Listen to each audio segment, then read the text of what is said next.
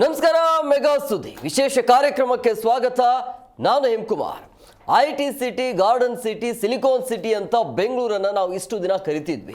But ಈಗ traffic city ಅಂತ ಕರೆದುಕೊಳ್ಳುವಂಥ ಅಥವಾ ಕರೆಸಿಕೊಳ್ಳುವಂಥ ಪರಿಸ್ಥಿತಿಗೆ ಬೆಂಗಳೂರು ಬಂದಿದೆಯಾ ಅನ್ನುವಂಥ ಒಂದು ಆತಂಕ ಎದುರಾಗ್ತಾ ಇದೆ. ಅಂದರೆ ವಿಶ್ವದ ಟ್ರಾಫಿಕ್ ಪಟ್ಟಿಯಲ್ಲಿ ಬೆಂಗಳೂರು 2ನೇ ಸ್ಥಾನವನ್ನು ಪಡೆದುಕೊಂಡಿದೆ. ಇದು ಹೆಮ್ಮೆಯ ವಿಚಾರ ಅಲ್ಲ, ಆತಂಕದ ವಿಚಾರ ಇದು. ಈ ರೀತಿಯಾಗಿ ಕುಖ್ಯಾತಿಗೆ ಬೆಂಗಳೂರು ಹೆಸರು ಆಗ್ತಾ ಇರುವಂಥದ್ದು ನಿಜವಾಗ್ಲೂ ಕೂಡ ಬೇಸರ ಆಗ್ತಾ ಇದೆ. ಇದು ಇವಾಗಿಂದಲ್ಲ, ಬಹಳ ವರ್ಷಗಳಿಂದ ಇದೇ ರೀತಿಯ ಸಮಸ್ಯೆ ಎದುರಾಗ್ತಾ ಇದೆ. ಅದು ದಿನದಿಂದ ದಿನಕ್ಕೆ ಈ ರೀತಿಯ ಸಮಸ್ಯೆಗಳು ಜಾಸ್ತಿ ಆಗ್ತಾ ಇದೆ. ಜನ ಬೇಸತ್ತು ಹೋಗಿದ್ದಾರೆ. ಒಂದು 10 ಕಿಲೋಮೀಟರ್ಗೆ 40ರಿಂದ 50 ನಿಮಿಷಗಳ ಕಾಲ ಬೇಕಾಗತ್ತೆ. ಅಂದರೆ ಮನೆಯಿಂದ ಒಂದು 10 ಕಿಲೋಮೀಟರ್ ಆಫೀಸ್ ಏನಾದರೂ ದೂರ ಇತ್ತು ಅಂದರೆ 1 ಅವರ್ ಬೇಕಾಗತ್ತೆ ಟ್ರಾಫಿಕ್ಕಿಂದಾಗಿ. ಈ ರೀತಿಯ ಸಮಸ್ಯೆಗಳು ಅಂದರೆ 10ರಿಂದ 15 ನಿಮಿಷದ ದಾರಿಯಲ್ಲಿ 1 ಗಂಟೆಗಳನ್ನು ಸಮಯವನ್ನು ವ್ಯರ್ಥ ಮಾಡುವಂಥ ಪರಿಸ್ಥಿತಿ ಈಗ ಬೆಂಗಳೂರಿನಲ್ಲಿ ನಿರ್ಮಾಣ ಆಗ್ತಾ ಇದೆ. ಇದಕ್ಕೆ ಕಾರಣ ಏನು? ಅಥವಾ ಈ ರೀತಿಯಾಗಿ ಸಮಸ್ಯೆಗೆ ಪರಿಹಾರನೇ ಇರೋದಿಲ್ವಾ? ಯಾವಾಗ ಸುಗಮವಾಗಿ ಜನ ಸಂಚಾರವನ್ನು ಮಾಡಬೇಕು ಅಂತೇಳಿ ಮೆಟ್ರೋ ಬಂದಾಯಿತು, ಆದರೂ ಕೂಡ ಈ ಸಮಸ್ಯೆ ಜಾಸ್ತಿನೇ ಆಗ್ತಿದೆ ಬಿಟ್ಟರೆ ಸಮಸ್ಯೆಗೆ ಕಡಿವಾಣ ಸಿಗ್ತಾ ಇಲ್ಲ. ಹಾಗಾದರೆ ಏನು ಮಾಡಬೇಕು ಅಂತೇಳಿ ನಗರೀಕರಣ ಅಂತೂ ಆಗಬೇಕಾಗತ್ತೆ, ಆಗ್ತಾ ಇದೆ. ಆದರೆ ಈ ಟ್ರಾಫಿಕ್ ವಿಚಾರ ಅಂತ ಬಂದಾಗ ಎಲ್ಲೋ ಒಂದು ಕಡೆ ಅದರ ಯೋಜನೆಗೆ ಸರಿಯಾದ ರೀತಿಯಲ್ಲಿ ಯೋಜನೆಯನ್ನು ಹಾಕಿಕೊಳ್ತಿಲ್ವಾ ಅಥವಾ ಯೋಜನೆ ಇಲ್ಲದೆ ಇರೋದಕ್ಕೆ ಈ ರೀತಿಯಾಗಿ ಸಮಸ್ಯೆ ಆಗ್ತಾ ಇದೆಯಾ ಅಂತೇಳಿ ಮುಂದಿನ ದಿನಗಳಲ್ಲಿ ಈ ಸಮಸ್ಯೆಯನ್ನು ಕಡಿಮೆ ಮಾಡೋದು ಹೇಗೆ, ಎಲ್ಲದರ ಬಗ್ಗೆ ಚರ್ಚೆ ಮಾಡ್ತೀವಿ. ಇದೇ ಇವತ್ತಿನ ವಿಶೇಷ. ಟ್ರಾಫಿಕ್ ನಂಬರ್ 2 ಬೆಂಗಳೂರು ಕಷ್ಟ.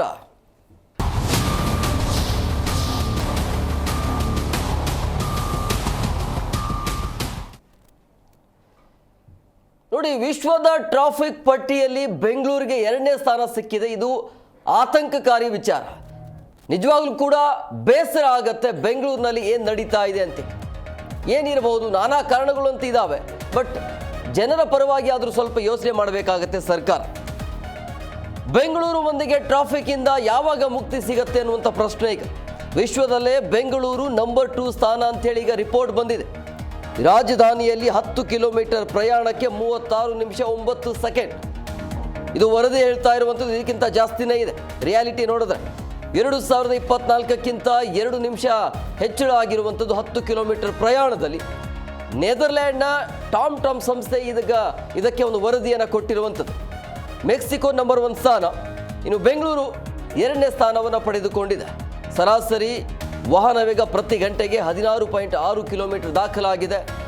ಬೆಂಗಳೂರು IT-BT ಖ್ಯಾತಿಯಿಂದಲೇ ಜನಾಕರ್ಷಣೆ ಅಂತೂ ಆಗ್ತಾ ಇದೆ. ಅದು ಓಕೆ, ಅಭಿವೃದ್ಧಿ ಆಗಬೇಕು. ಅದರ ಜೊತೆಗೆ ಈ ರೀತಿಯ ಸಮಸ್ಯೆಗೂ ಕೂಡ ಪರಿಹಾರ ಹುಡುಕಬೇಕಲ್ವಾ? ನಗರೀಕರಣ ಆಗಬೇಕು, ಅಭಿವೃದ್ಧಿ ಆಗಬೇಕು. ಅದರ ಜೊತೆಗೆ ಈ ರೀತಿ ಇದನ್ನು ಕೂಡ ಕಾಪಾಡ್ಕೊಳ್ಬೇಕಾಗತ್ತೆ.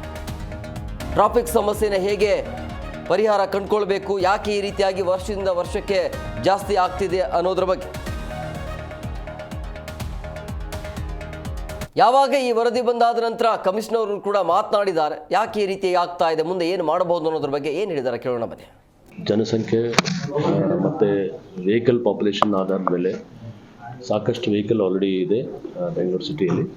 ಆದರೂ ನಮ್ಮ ಬೆಂಗಳೂರು ಟ್ರಾಫಿಕ್ ಪೊಲೀಸ್ ಅವರು ತುಂಬ ಚೆನ್ನಾಗಿ ಕೆಲಸ ಮಾಡಿ ಅವೈಲಬಲ್ ರಿಸೋರ್ಸಸಲ್ಲಿ ಮತ್ತು ಅವೈಲಬಲ್ ಇನ್ಫ್ರಾಸ್ಟ್ರಕ್ಚರಲ್ಲಿ ಅವೈಲಬಲ್ ಮ್ಯಾನ್ ಪವರಿಂದ ತುಂಬ ಚೆನ್ನಾಗಿ ಕೆಲಸ ಮಾಡಿ ಮೇನ್ ಉದ್ದೇಶ ನಮ್ಮದು ಅಂದರೆ ಮೂಮೆಂಟ್ ಇರ್ತಿರಬೇಕು. ಯಾವ ಕಂಡೀಷನಲ್ಲಿ ಫ್ರೀ ಮೂಮೆಂಟ್ಗೆ ತೊಂದರೆ ಆಗಬಾರ್ದು. ಆ ನಿಟ್ಟಿನಲ್ಲಿ ವೈಲೇಷನ್ ಕೇಸಸ್ ಮಾತ್ರ ನಾವು ಮಾಡಬೇಕು ಅಂತ.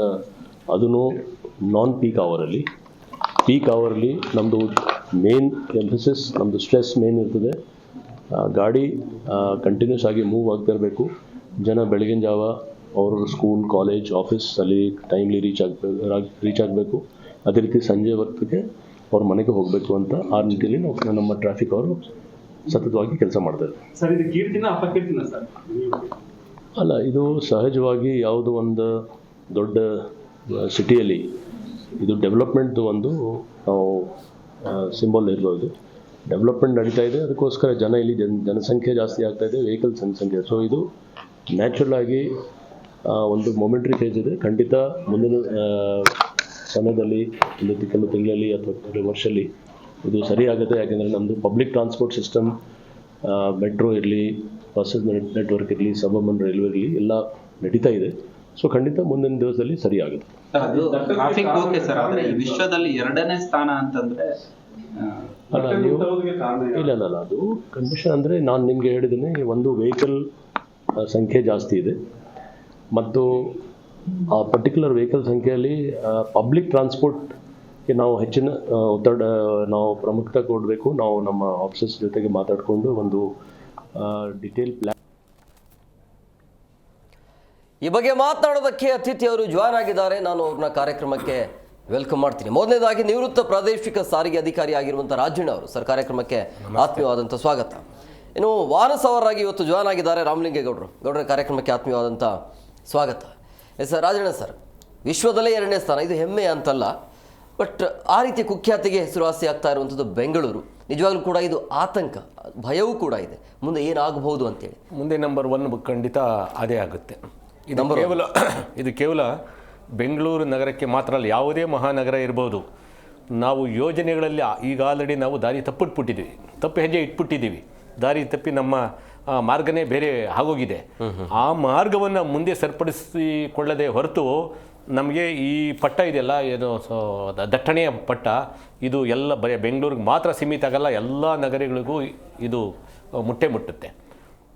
ಹಾಗಾಗಿ ನಗರ ಯೋಜನೆಗಳನ್ನು ಮಾಡ್ತಕ್ಕಂಥ ಸಂಸ್ಥೆ, ಕೇಂದ್ರ ಸರ್ಕಾರ ಇರ್ಬೋದು, ರಾಜ್ಯ ಸರ್ಕಾರಗಳ ಒಂದು ವ್ಯಾಪ್ತಿಯಲ್ಲಿ ಏನು ಯೋಜನೆಗಳನ್ನ ನಿರ್ಮಾಣ ಮಾಡ್ತಾ ಇದ್ದಾರಲ್ಲ, ಅವ್ರನ್ನ ನೀವು ಇಂಥ ವೇದಿಕೆಗಳಿಗೆ ಕರಿಬೇಕಾಗಿತ್ತೆ ಹೊರತು ನಮ್ಮ ಸಾಮಾನ್ಯರನ್ನ ಕರೆದು ಕೂರಿಸಿ ಮಾತಾಡೋದ್ರಲ್ಲಿ ಏನಿಲ್ಲ. ಇಲ್ಲ, ನಮ್ಮ ಕಡೆಯಿಂದ ಪ್ರಯತ್ನ ಸರ್. ಈ ರೀತಿ ಅವ್ರ ಕಡೆಯಿಂದ ಸಮಸ್ಯೆ ಇದ್ದಾಗ ಅವರು ಬರೋದಕ್ಕೆ ಹಿಂದೇಟನಾಗ್ತಾರೆ ಸರ್, ಅದೇ ಪ್ರಾಬ್ಲಮ್ ಇರೋದು.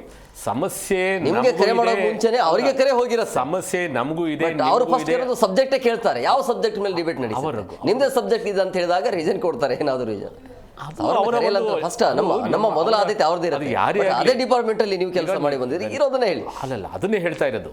ನಾವು ಸಾರಿಗೆ ಇಲಾಖೆ ಕಮಿಷನರ್ ಮಾತಾಡಿದ್ರು, ಅದು ಕಾರ್ಯದಕ್ಷತೆಗೆ ಸಂಬಂಧಪಟ್ಟಂತೆ ಇಲ್ಲಿ ಒಂದು structural aspect and functional aspect.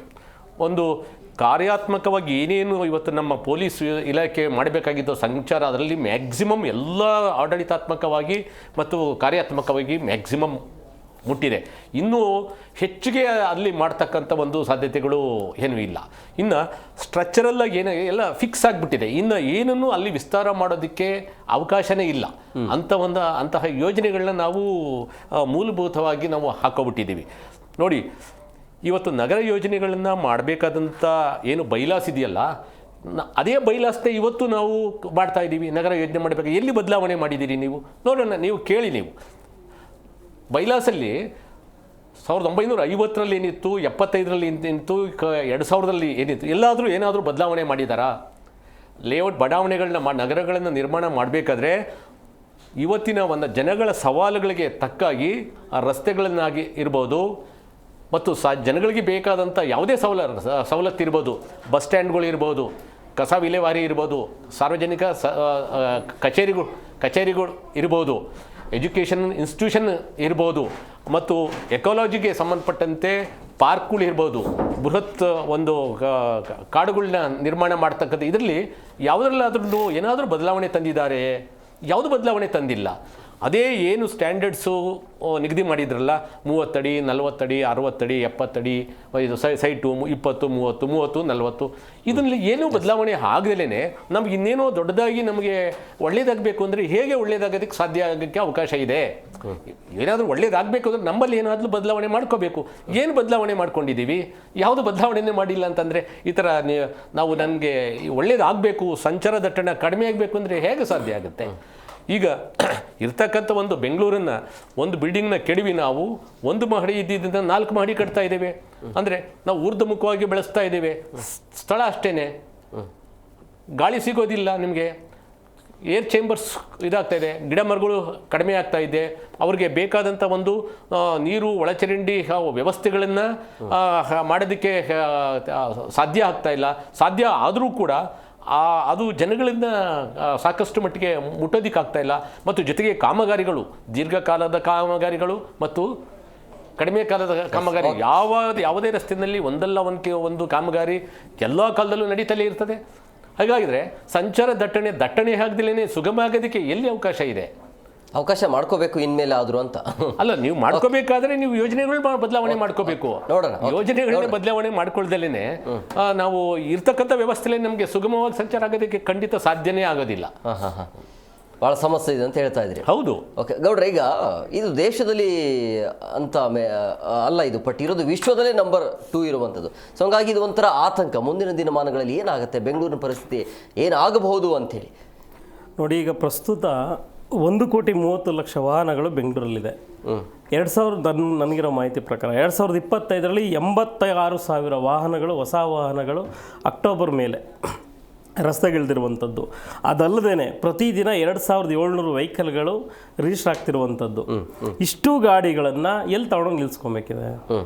ಈಗ ನಾನು ಬರ್ಬೇಕಾದ್ರೆ ನೋಡಿದೆ, ಸೆಂಟ್ ಜೋಸೆಫ್ ಲಾ ಕಾಲೇಜ್ ರೋಡಲ್ಲಿ ನೋಡಿದೆ, ಅಲ್ಲೊಂದು 10-15 ಗಾಡಿ ಟಿ.ಟಿಗಳು, ಬಸ್ಗಳು ರೋಡ್ ಸೈಡಲ್ಲೇ ನಿಂತಿದೆ. ಪ್ರತಿಯೊಂದು ರಸ್ತೆಗಳಲ್ಲೂ ಗಾಡಿಗಳು ನಿಂತ್ಕೊತಿದ್ದಾವೆ. ಸೊ ಜನಗಳು ಎಲ್ಲಿ ಓಡಾಡಬೇಕು? ಜೊತೆಗೆ ಔಟರ್ ರಿಂಗ್ ರೋಡ್ ಅಂತ ಮಾಡಿದ್ರು. ಔಟರ್ ರಿಂಗ್ ರೋಡಲ್ಲಿ ಇವತ್ತು ಮೊದಲು ಏನಿವರು ಎಕ್ಸಾಂಪಲ್ ಈಗ 100 ವಾಹನಗಳು ಓಡಾಡ್ತವೆ ಅನ್ನೋ ಒಂದು ಅಂದಾಜು ಮೇಲೆ ಮಾಡಿದರು, ಇವತ್ತು ಅದು 4 ಪಟ್ಟು ಹೆಚ್ಚಾಗಿದೆ. ಸೊ ಮತ್ತು ಯಾಕೆ ವಾಹನಗಳನ್ನ ನಿಯಂತ್ರಣ ಮಾಡ್ತಿಲ್ಲ ಇವರು? ವಾರ್ಷಿಕವಾರು ವಾಹನಗಳ ಜಾಸ್ತಿ ಆಗ್ತಿದೆ ಹೊರತು ಫೀಲ್ಡ್ ರಸ್ತೆಗೆ ಅದನ್ನು ಕಡಿಮೆ ಮಾಡೋ ನಿಟ್ಟಿನಲ್ಲಿ ಸಾರಿಗೆ ಇಲಾಖೆನೂ ಮುಂದಾಳತ್ವ ತಗೊತಿಲ್ಲ, ಅಥವಾ ಟ್ರಾಫಿಕ್ ಸಂಚಾರ ನಿಯಮ ಏನೋ ಸಂಚಾರಿ ಪೊಲೀಸರು ಕೂಡ ಇದ್ರ ಬಗ್ಗೆ ಗಮನ ಹರಿಸ್ತಿಲ್ಲ, ಸರ್ಕಾರನೂ ಸಹ ಗಮನ ಹರಿಸ್ತಿಲ್ಲ. ಮತ್ತು ದೆಹಲಿಯಲ್ಲಿ 32,000 ಕಿಲೋಮೀಟ್ರಿಗೆ 1,54,00,000 ಗಾಡಿಗಳಿದೆ. ಆದರೆ ನಮ್ಮಲ್ಲಿ 12,000 ಕಿಲೋಮೀಟ್ರು ರಸ್ತೆ ಇದೆ, ಆದರೆ ಇರುವಂಥದ್ದು 1,30,30,00,000 ವಾಹನಗಳು. ಎಷ್ಟು ಪಟ್ಟು ಜಾಸ್ತಿ ಆಗಿದೆ. ನಾವು ದೆಹಲಿ ಹಾಳಾಗ್ತಿದೆ, ಪೊಲ್ಯೂಷನ್ನಿಂದ ಹಾಳಾಗ್ತಿದೆ, ವಾಹನ ದಟ್ಟಣೆಯಿಂದ ಹಾಳಾಗ್ತಿದೆ ಅಂತ ನಾವು ನೋಡ್ತಾನೆ ಇದ್ದೀವಿ. ಆದರೆ ದೆಹಲಿ ಥರ ನಮ್ಮ ದೇಶದಲ್ಲಿ ಇನ್ನೊಂದು ರಾಜ್ಯ ಆಗಬಾರ್ದು ಅನ್ನೋದನ್ನು ಯಾರೂ ಗಮನ ಹರಿಸ್ತಿಲ್ವಲ್ಲ. ಡೆಲ್ಲಿಗೂ ಇಲ್ಲಿ ನಮಗೇನು ದಿನ ನೋಡ್ತಿದ್ದೀವಲ್ಲ, ಡೆಲ್ಲಿಲಿ ಏನಾಗ್ತಿದೆ ಅದು ಅಟ್ಲೀಸ್ಟ್ ನಮ್ಮ ಬೆಂಗಳೂರನ್ನ ನಾವು ಹೆಂಗೆ ಕಾಪಾಡ್ಕೋಬೇಕು, ಮೈಸೂರನ್ನ ಹೆಂಗೆ ಕಾಪಾಡ್ಕೊಬೇಕು, ಹುಬ್ಳಿ ಧಾರವಾಡನ ಹೆಂಗೆ ಕಾಪಾಡ್ಕೊಬೇಕು, ಮಂಗಳೂರನ್ನ ಹೆಂಗೆ ಕಾಪಾಡ್ಕೊಬೇಕು, ಬೆಳಗಾವಿನ ಹೆಂಗೆ ಕಾಪಾಡ್ಕೋಬೇಕು ಅದು ಯಾರೂ ಆಲೋಚನೆ ಮಾಡ್ತಿಲ್ಲ. ಇದು ಕಾರಣ ಆಗ್ತಿರುವಂಥದ್ದು. ಮೊದಲಿಗೆ ಈ ಸರ್ಕಾರ ಎಡವಿದೆ. ಈಗ ಸರ್ ಹೇಳ್ದಂಗೆ ನಾವೀಗ ಏನೂ ಮಾಡ್ಲಿಕ್ಕೆ ಆಗಲ್ಲ. ನಾವು ಬೃಹತ್ ಬೆಂಗಳೂರಿತ್ತು, ಈಗ GBA ಮಾಡಿದ್ದೀವಿ, ಮತ್ತೊಂದಷ್ಟು ಏರಿಯಾಗಳನ್ನು ತಗೊಂಡು ಕೂಡಿಸ್ಕೊಂಡಿದ್ದೀವಿ, ಮತ್ತು ಏರಿಯಾ ದೊಡ್ಡದೇ ಆಯ್ತಲ್ಲ. ಇವತ್ತಿಗೆ 1,30,30,00,000 ಇದೆ, ಇನ್ನು ಬರೋ ವರ್ಷಕ್ಕೆ 2 ಕೋಟಿ ಆಗ್ಬೋದು ವಾಹನಗಳು. ಬಟ್ ರಸ್ತೆಗಳದೇ ಯಥಾಸ್ಥಿತಿ ಇಲ್ಲಿದೆಯವಲ್ಲ, ಪ್ರತಿಯೊಬ್ಬರು ಸಿಟಿಗೆ ಬರಲೇಬೇಕಿದೆ. ಸೊ ಇದನ್ನು ಕಡಿಮೆ ಮಾಡಿದ್ರೆ ಇವ್ರು GBA ಮಾಡೋ ಅವಶ್ಯಕತೆ ಇರಲಿಲ್ಲ. ಏನೋ ಅವರ ಒಂದು DCM ಅವ್ರ ಹೆಸರು ಕೀರ್ತಿನ ಗಳಿಸ್ಕೋಬೇಕು ಅಂತೇಳಿ ಇವತ್ತು GBAನ ಮಾಡಾಯಿತು. ಅದರ ಪರಿಣಾಮವನ್ನು ಅವರೇನು 0 ಟ್ರಾಫಿಕಲ್ಲಿ ಓಡಾಡ್ಬಿಡ್ತಾರೆ. ಆದರೆ ಅನುಭವಿಸ್ಬೇಕಾಗಿರುವಂಥವ್ರು, ಅನುಭವಿಸ್ತಿರುವಂಥವ್ರು ಮಧ್ಯಮ ವರ್ಗದವರು ಮತ್ತು ಕಡುಬಡವರು. ಎಸ್, ಮಾತಾಡೋಣ. ಮತ್ತೊಬ್ಬರು ಗೆಸ್ಟ್ ಜಾಯ್ನ್ ಆಗಿದ್ದಾರೆ, ನಾನು ಕಾರ್ಯಕ್ರಮಕ್ಕೆ ವೆಲ್ಕಮ್ ಮಾಡಿಬಿಡ್ತೀನಿ. ಸಾಮಾಜಿಕ ಚಿಂತಕರಾಗಿರುವಂಥ ಅರುಣ್ ಕುಮಾರ್ ಅವರು. ಅರುಣ್ ಸರ್, ಕಾರ್ಯಕ್ರಮಕ್ಕೆ ಆತ್ಮೀಯವಾದಂಥ ಸ್ವಾಗತ. ನಮಸ್ತೆ ಸರ್. ಏನಾಗಿದೆ ಸಿಲಿಕಾನ್ ಸಿಟಿಗೆ ಅಂತ ಈ ರೀತಿಯ ಸಮಸ್ಯೆ ಈಗ ಮುಂದಿನ ದಿನಮಾನಗಳದ್ದು ಭಯಂಕರ ಇದೆ. ಬಟ್ ಹೇಗೆ ಅಂದರೆ ಸಹಜವಾಗಿ ಜನಸಂಖ್ಯೆ ಜಾಸ್ತಿ ಇದೆ, ವಾಹನಗಳ ಸಂಖ್ಯೆ ಜಾಸ್ತಿ ಇದೆ ಅಂತ ಹೇಳ್ಬೋದು. ಬಟ್ ಯೋಜನೆ ತಕ್ಕಂತೆ ಕೆಲಸ ಕಾರ್ಯ ಆದರೆ ಈ ಸಮಸ್ಯೆ ಕಡಿಮೆ ಆಗಬಹುದಲ್ವಾ?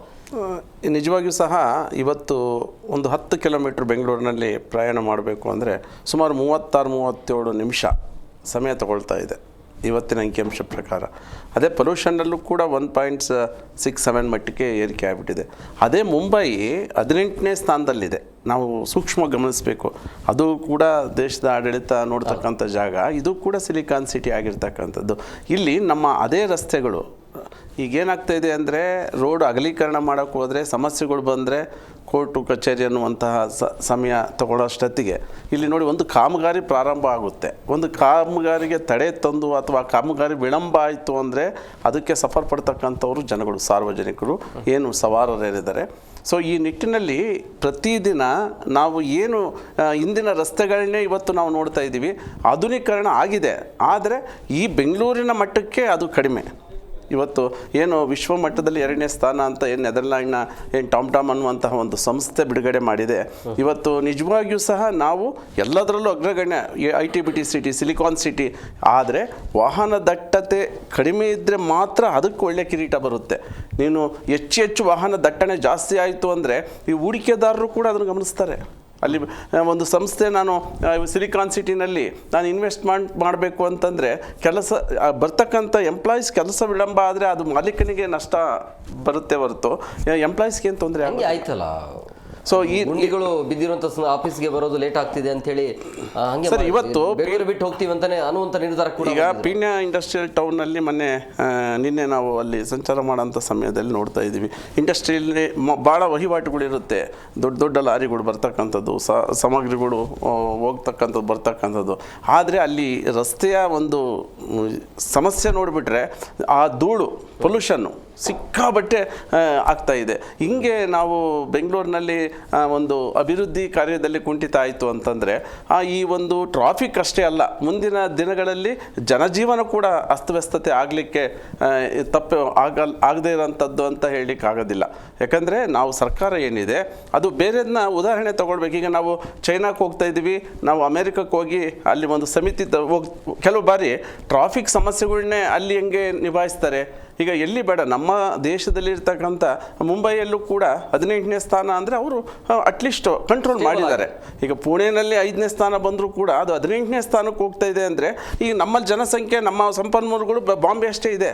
ಆದರೆ ಅವ್ರು ಹೆಂಗೆ ಅದನ್ನು ನಿಭಾಯಿಸ್ತಾ ಇದ್ದಾರೆ, ಅದನ್ನು ಕೂಲಂಕುಷವಾಗಿ ಇಲಾಖಾವಾರು ಅದನ್ನು ಪ್ರತಿಯೊಬ್ಬರು ಸಮಿತಿ ಕಳಿಸೋದ್ರ ಜೊತೆಗೆ ಬೆಂಗಳೂರಿನಲ್ಲಿ ಟ್ರಾಫಿಕ್ ಸಮಸ್ಯೆಯಿಂದ ಎಷ್ಟೋ ಸಾವು ನೋವುಗಳು ಆಗ್ತಾ ಇದೆ.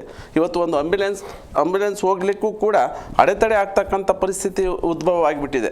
ಈಗ ನಾವು ಇದು ಎಲ್ಲೋ ಒಂದು ಹತ್ರ ಭಾಳ ಒಂದು ಉತ್ತಮ ಬೆಳವಣಿಗೆ ಅಂತ ನಾವು ಹೇಳಲಿಕ್ಕೆ ಇಚ್ಛೆ ಪಡೋದಿಲ್ಲ. ಇದು ಯಾವತ್ತೂ ಕೂಡ ಸರ್ಕಾರಗಳು ಇದನ್ನು ಮುಂದಿನ ದಿನಗಳಲ್ಲಿ ಇದನ್ನೇನಾದರೂ ಗಂಭೀರವಾಗಿ ಪರಿಗಣಿಸಿಲ್ಲ ಅಂದರೆ ಎಲ್ಲರಿಗೂ ಕೂಡ ಇದು ಶಾಪವಾಗಿ ಪರಿಣಮಿಸುತ್ತೆ ಅನ್ನುವಂಥದ್ದು ನಮ್ಮ ಮಾತು.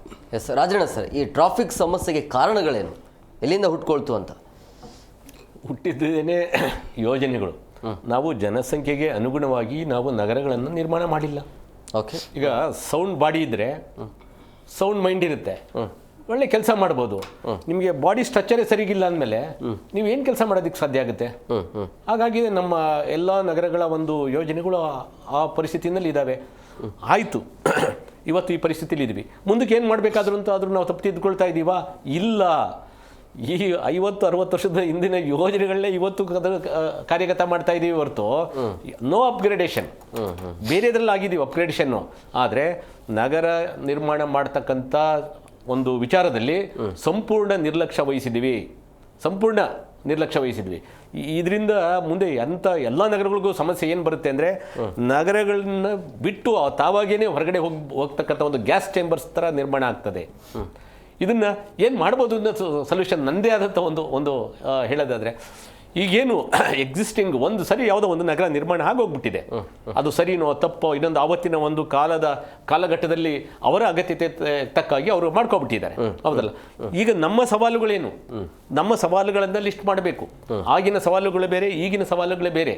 ಆ ಸವಾಲುಗಳನ್ನು ಲಿಸ್ಟ್ ಮಾಡಿಕೊಂಡು ಯಾವುದಕ್ಕೆ ಯಾವ ಕ್ಷೇತ್ರಕ್ಕೆ ನಾವು ಎಷ್ಟು ಅವಕಾಶವನ್ನು ಸ್ಥಳಾವಕಾಶವನ್ನು ಕೊಡಬೇಕು ಅಂತ ಹೇಳ್ಬಿಟ್ಟು ಗಣನೆಯಲ್ಲಿ ಇಟ್ಕೊಂಡು ಹೊಸದ ಬೈಲಾಸ್ಗಳೇ ಚೇಂಜ್ ಮಾಡಬೇಕು. ರಸ್ತೆಗಳು ಹೇಗಿರಬೇಕು, ಎಷ್ಟು ಪ್ರದೇಶದಲ್ಲಿ ನಾವು ಬಡಾವಣೆಗಳು ಮಾಡಬೇಕಾದ್ರೆ ಕನಿಷ್ಠ ಎಷ್ಟು ವಿಸ್ತಾರದಲ್ಲಿ ಮಾಡಬೇಕು, ಆ ರಸ್ತೆಗಳು ಹೇಗಿರಬೇಕು, ಕನೆಕ್ಟಿವಿಟಿಗಳು ಹೇಗಿರಬೇಕು, ಆಮೇಲೆ ಬಸ್ಸು ಸಂಚಾರ ಇರ್ಬೋದು, ರೈಲ್ವೆ ಸಂಚಾರ ಇರ್ಬೋದು, ಮತ್ತು ವಿಮಾನ ಸಂಚಾರ, ಇವೆಲ್ಲಕ್ಕೂ ಕನೆಕ್ಟಿವಿಟಿಗಳನ್ನ ಹೇಗೆ ನಾವು ಕಲ್ಪಿಸೋದಕ್ಕೆ ಸಾಧ್ಯ ಆಗುತ್ತೆ ಅಂತೇಳಿ ನಾವು ಹೊರ ಬೆಂಗಳೂರು ಏನಿವತ್ತು ನಾವು ಗ್ರೇಟರ್ ಬೆಂಗಳೂರು ಅಂತ ಹೇಳ್ತೀವಲ್ಲ, ಅಲ್ಲಿ ಈ ಚಿಂತನೆಗಳನ್ನ ನಾವು ಮಾಡಿದ್ರೆ ಇಲ್ಲಿರ್ತಕ್ಕಂಥ ಸಮಸ್ಯೆಗಳನ್ನ ಅಲ್ಲಿ ನಾವು ನಿವಾರಣೆ ಮಾಡ್ಬೋದು. ಆದರೆ ಏನೂ ಇಲ್ಲ, ಇಲ್ಲಿಗಿಂತ ಹೆಚ್ಚಿಗೆ ಸಮಸ್ಯೆಗಳು ಅಲ್ಲಿ ಸೃಷ್ಟಿ ಮಾಡ್ತಾ ಇದ್ದೀವಿ. ಇವತ್ತು ನಮ್ಮ ಯೋಜನೆಗಳೇ ಅತಿ ಮುಖ್ಯವಾದಂಥ ಒಂದು ಸಮಸ್ಯೆಗೆ ಕಾರಣ ಆಗಿರ್ತಕ್ಕಂಥದ್ದು ನಮ್ಮ ಯೋಜನೆಗಳಿದೆ. ಆಮೇಲೆ ಯೋಜನೆಗಳನ್ನ ಮಾಡ್ತಾರೆ, ಆ ಯೋಜನೆಗಳು ಕೂಡ ಒಂದು ಸರ್ಕಾರ ಬಂದು ಮಾಡಿದಂಥ ಯೋಜನೆಗಳನ್ನ ಇನ್ನೊಂದು ಒಪ್ಕೊಳ್ಳೋದಿಲ್ಲ, ಅದನ್ನು ಅನುಷ್ಠಾನ ಮಾಡೋದಿಲ್ಲ. ಆಮೇಲೆ ಕೆಲವು ಸರಿ ಒಂದು ದ್ವೇಷದ ಒಂದು ಇದರಿಂದ ಅದನ್ನು ಸಂಪೂರ್ಣ ಯೋಜನೆಯೇ ತೆಗೆದು ಬಿಸಾಕ್ಬಿಡ್ತಾರೆ. ಹೀಗಿದ್ದಾಗ ಯಾವುದೇ ಸರ್ಕಾರ ಬರಲಿ, ಜನಗಳ ಹಿತದೃಷ್ಟಿಯಿಂದ ಮಾತ್ರ ಯೋಜನೆಗಳು ಮಾಡಬೇಕೇ ಹೊರತು ಸರ್ಕಾರದ ಹಿತದೃಷ್ಟಿನಲ್ಲಿ ಯಾವುದೇ ಯೋಜನೆಗಳು ಅನುಷ್ಠಾನ ಆಗಬಾರ್ದು. ಯಾವುದೇ ಸರ್ಕಾರ ಇರಲಿ, ಜನಗಳಿಗೆ ಅನುಕೂಲ ಆಗುತ್ತಾ ಯಾರೇ ಮಾಡಲಿ, ಅದು ಜನಗಳ ದುಡ್ಡು, ನೀವೆಲ್ಲ ಮಾಡ್ತಾ ಇರೋದು ಜನಗಳದೇ ಸೇವೆ. ಆ ರೀತಿ ಆಲೋಚನೆಗಳಾಗಬೇಕು.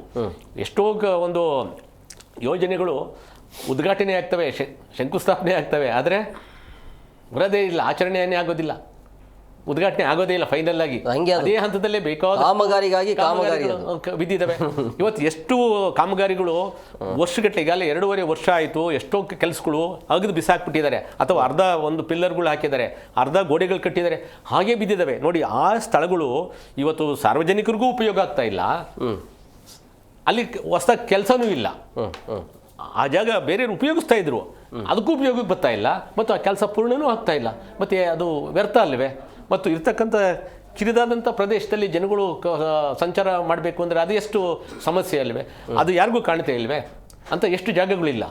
ಮತ್ತು ಇನ್ನೊಂದು, ಈ ಒಂದು ಡಿಸೈನ್ ಮಾಡಬೇಕಾದ್ರೆ ರಸ್ತೆಗಳನ್ನ ನಿರ್ಮಾಣ ಮಾಡಬೇಕಾದಂಥ ಸಂದರ್ಭದಲ್ಲಿ ತಪ್ಪು ನಿರ್ಧಾರಗಳನ್ನ ತೆಗೆದುಕೊಂಡಿರ್ತಾರೆ. ಕನೆಕ್ಟಿವಿಟಿ ಮಾಡಬೇಕಾದ್ರೆ ಎಷ್ಟೋ ರಸ್ತೆಗಳು ನೋಡಿ, ಆ ರಸ್ತೆಗೆ ಈ ರಸ್ತೆ ಹೋದರೆ ಅದಕ್ಕೆ ಸೀದಾ ಕನೆಕ್ಟಿವಿಟಿ ಕೊಟ್ಟಲ್ಲ, ಅಲ್ಲಿ ಬಾಟ್ಲ್ ನೆಕ್ ಕೊಟ್ಬಿಡ್ತಾರೆ. ಅಲ್ಲಿ ಎಂಟ್ರಿ ಎಕ್ಸಿಟ್ ಇರ್ತಾವಲ್ಲ, ಅಲ್ಲಿ ಬಾಟ್ಲು ನೆಕ್. ಬೇಕಾದ್ರೆ ನಾನು ಒಂದು ಸಾರಿ ನಾನು ಕೆಲವು ಜಾಗಗಳನ್ನ ನಾನು ಕೇಳಿದೆ, ಫೋಟೋ ಕೊಡ್ತೀನಿ ನಾನು ಅಂತ ಅಂದ್ಬಿಟ್ಟು, ಅಥವಾ ನೀವು ನೋಡ್ಬೋದು. ಅಲ್ಲಿ ಎಲ್ಲರಿಗೂ ಕಾಣುತ್ತೆ, ಇಂಜಿನಿಯರ್ಸ್ ಕಾಣುತ್ತೆ, ನಮ್ಮ ಪೊಲೀಸವ್ರಿಗೆ ಕಾಣುತ್ತೆ, ಎಲ್ಲ ರಾಜಕಾರಣಿಗಳಿಗೂ ಕಾಣುತ್ತೆ, ಜನಪ್ರತಿನಿಧಿಗಳಿಗೆ ಕಾಣುತ್ತೆ. ಬಟ್ ಆದ್ರೂ ಅವರು ಅದನ್ನು ಸರಿಪಡಿಸ್ತಕ್ಕಂಥ ಒಂದು ಪ್ರಾಮಾಣಿಕ ಪ್ರಯತ್ನ ಮಾಡೋದಿಲ್ಲ.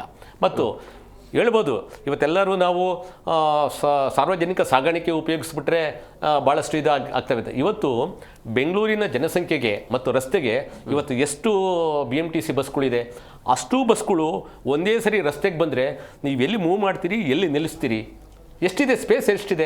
ಒಂದು ಬಸ್ ಸ್ಟ್ಯಾಂಡಲ್ಲಿ ನಿಂತ್ಕೊಂಡ್ರೆ ಆ ಟೈಮಲ್ಲಿ ಆ ಜಾಗಕ್ಕೆ ಸುಮಾರು 10 ಬಸ್ ಬರ್ತವೆ. ಆ ಬಸ್ಸು ಆ ಟ್ರಾಫಿಕ್ ಸಿಗ್ನಲಿಂದ ಈ ಟ್ರಾಫಿಕ್ ತನಕ ಬರೀ ಬಸ್ ಸ್ಟ್ಯಾಂಡೇ ಆಗಿರುತ್ತೆ. ಎಲ್ಲೆಲ್ಲಿ ಬೇಕಾದ್ರೂ ಜನ ಇಳಿಲೇಬೇಕಾಗುತ್ತೆ.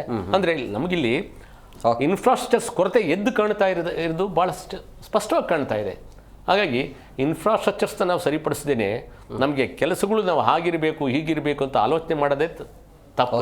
ನೋಡ್ರಿ, ಈಗ ಈ ಸಮಸ್ಯೆ ಇರೋದು ವಾಹನಗಳ ಸಂಖ್ಯೆಯ ಪರಿಣಾಮದಿಂದಾಗಿನ ಅಥವಾ ನಮ್ಮ ವ್ಯವಸ್ಥೆಯ ವೈಫಲ್ಯನ? ಅಲ್ಲ, ಎರಡೂ ಇದೆ. ವ್ಯವಸ್ಥೆ ವೈಫಲ್ಯ ಮೊದಲಿಗಿದೆ. ಯಾಕೆಂದರೆ ಫುಟ್ಪಾತ್ ಇರುವಂಥದ್ದು ಜನಗಳು ಓಡಾಡೋದಕ್ಕೆ, ಯಾರು ವಾಹನ ರಹಿತ ಓಡಾಡುತ್ತಿದ್ದಾರೆ ಅವರಿಗೆ ಕಾಲ್ನಡಿಗೆ ನಡೆಯೋದಕ್ಕಿರುವಂಥದ್ದು ಫುಟ್ಪಾತನ್ನು ಅಂಗಡಿ ಮುಂಗಟ್ಟುಗಳು ಒತ್ತುವರಿ ಮಾಡ್ಕೊಂಡಿರೋದ್ರಿಂದ ಆ ಜನ ರಸ್ತೆಗೆ ಬರ್ತಿದ್ದಾರೆ. ರಸ್ತೆಗೆ ಬರೋದ್ರಿಂದ ವಾಹನಗಳು ಆಟೋಮೆಟಿಕ್ ಸೈಡ್ಗೆ ಹೋಗಲೇಬೇಕಾಗ್ತದೆ. ಎರಡನೇದು ಬಸ್ಗಳು, BMTC ಬಸ್ಗಳೇನಿದೆ, ಅಡ್ಡಾದಿಡ್ಡಿ ಓಡಿಸುವಂತಹ BMTC ಬಸ್ಗಳನ್ನ ಬಹುತೇಕ ಎಲ್ಲರ ಮೇಲೂ ಹೇಳೋದಿಲ್ಲ, ಬಹುತೇಕ 50% ಬಸ್ಗಳು ಅಡ್ಡದಿಡ್ಡಿಯಾಗಿ ಓಡ್ತಾ ಇರುವಂಥದ್ದು.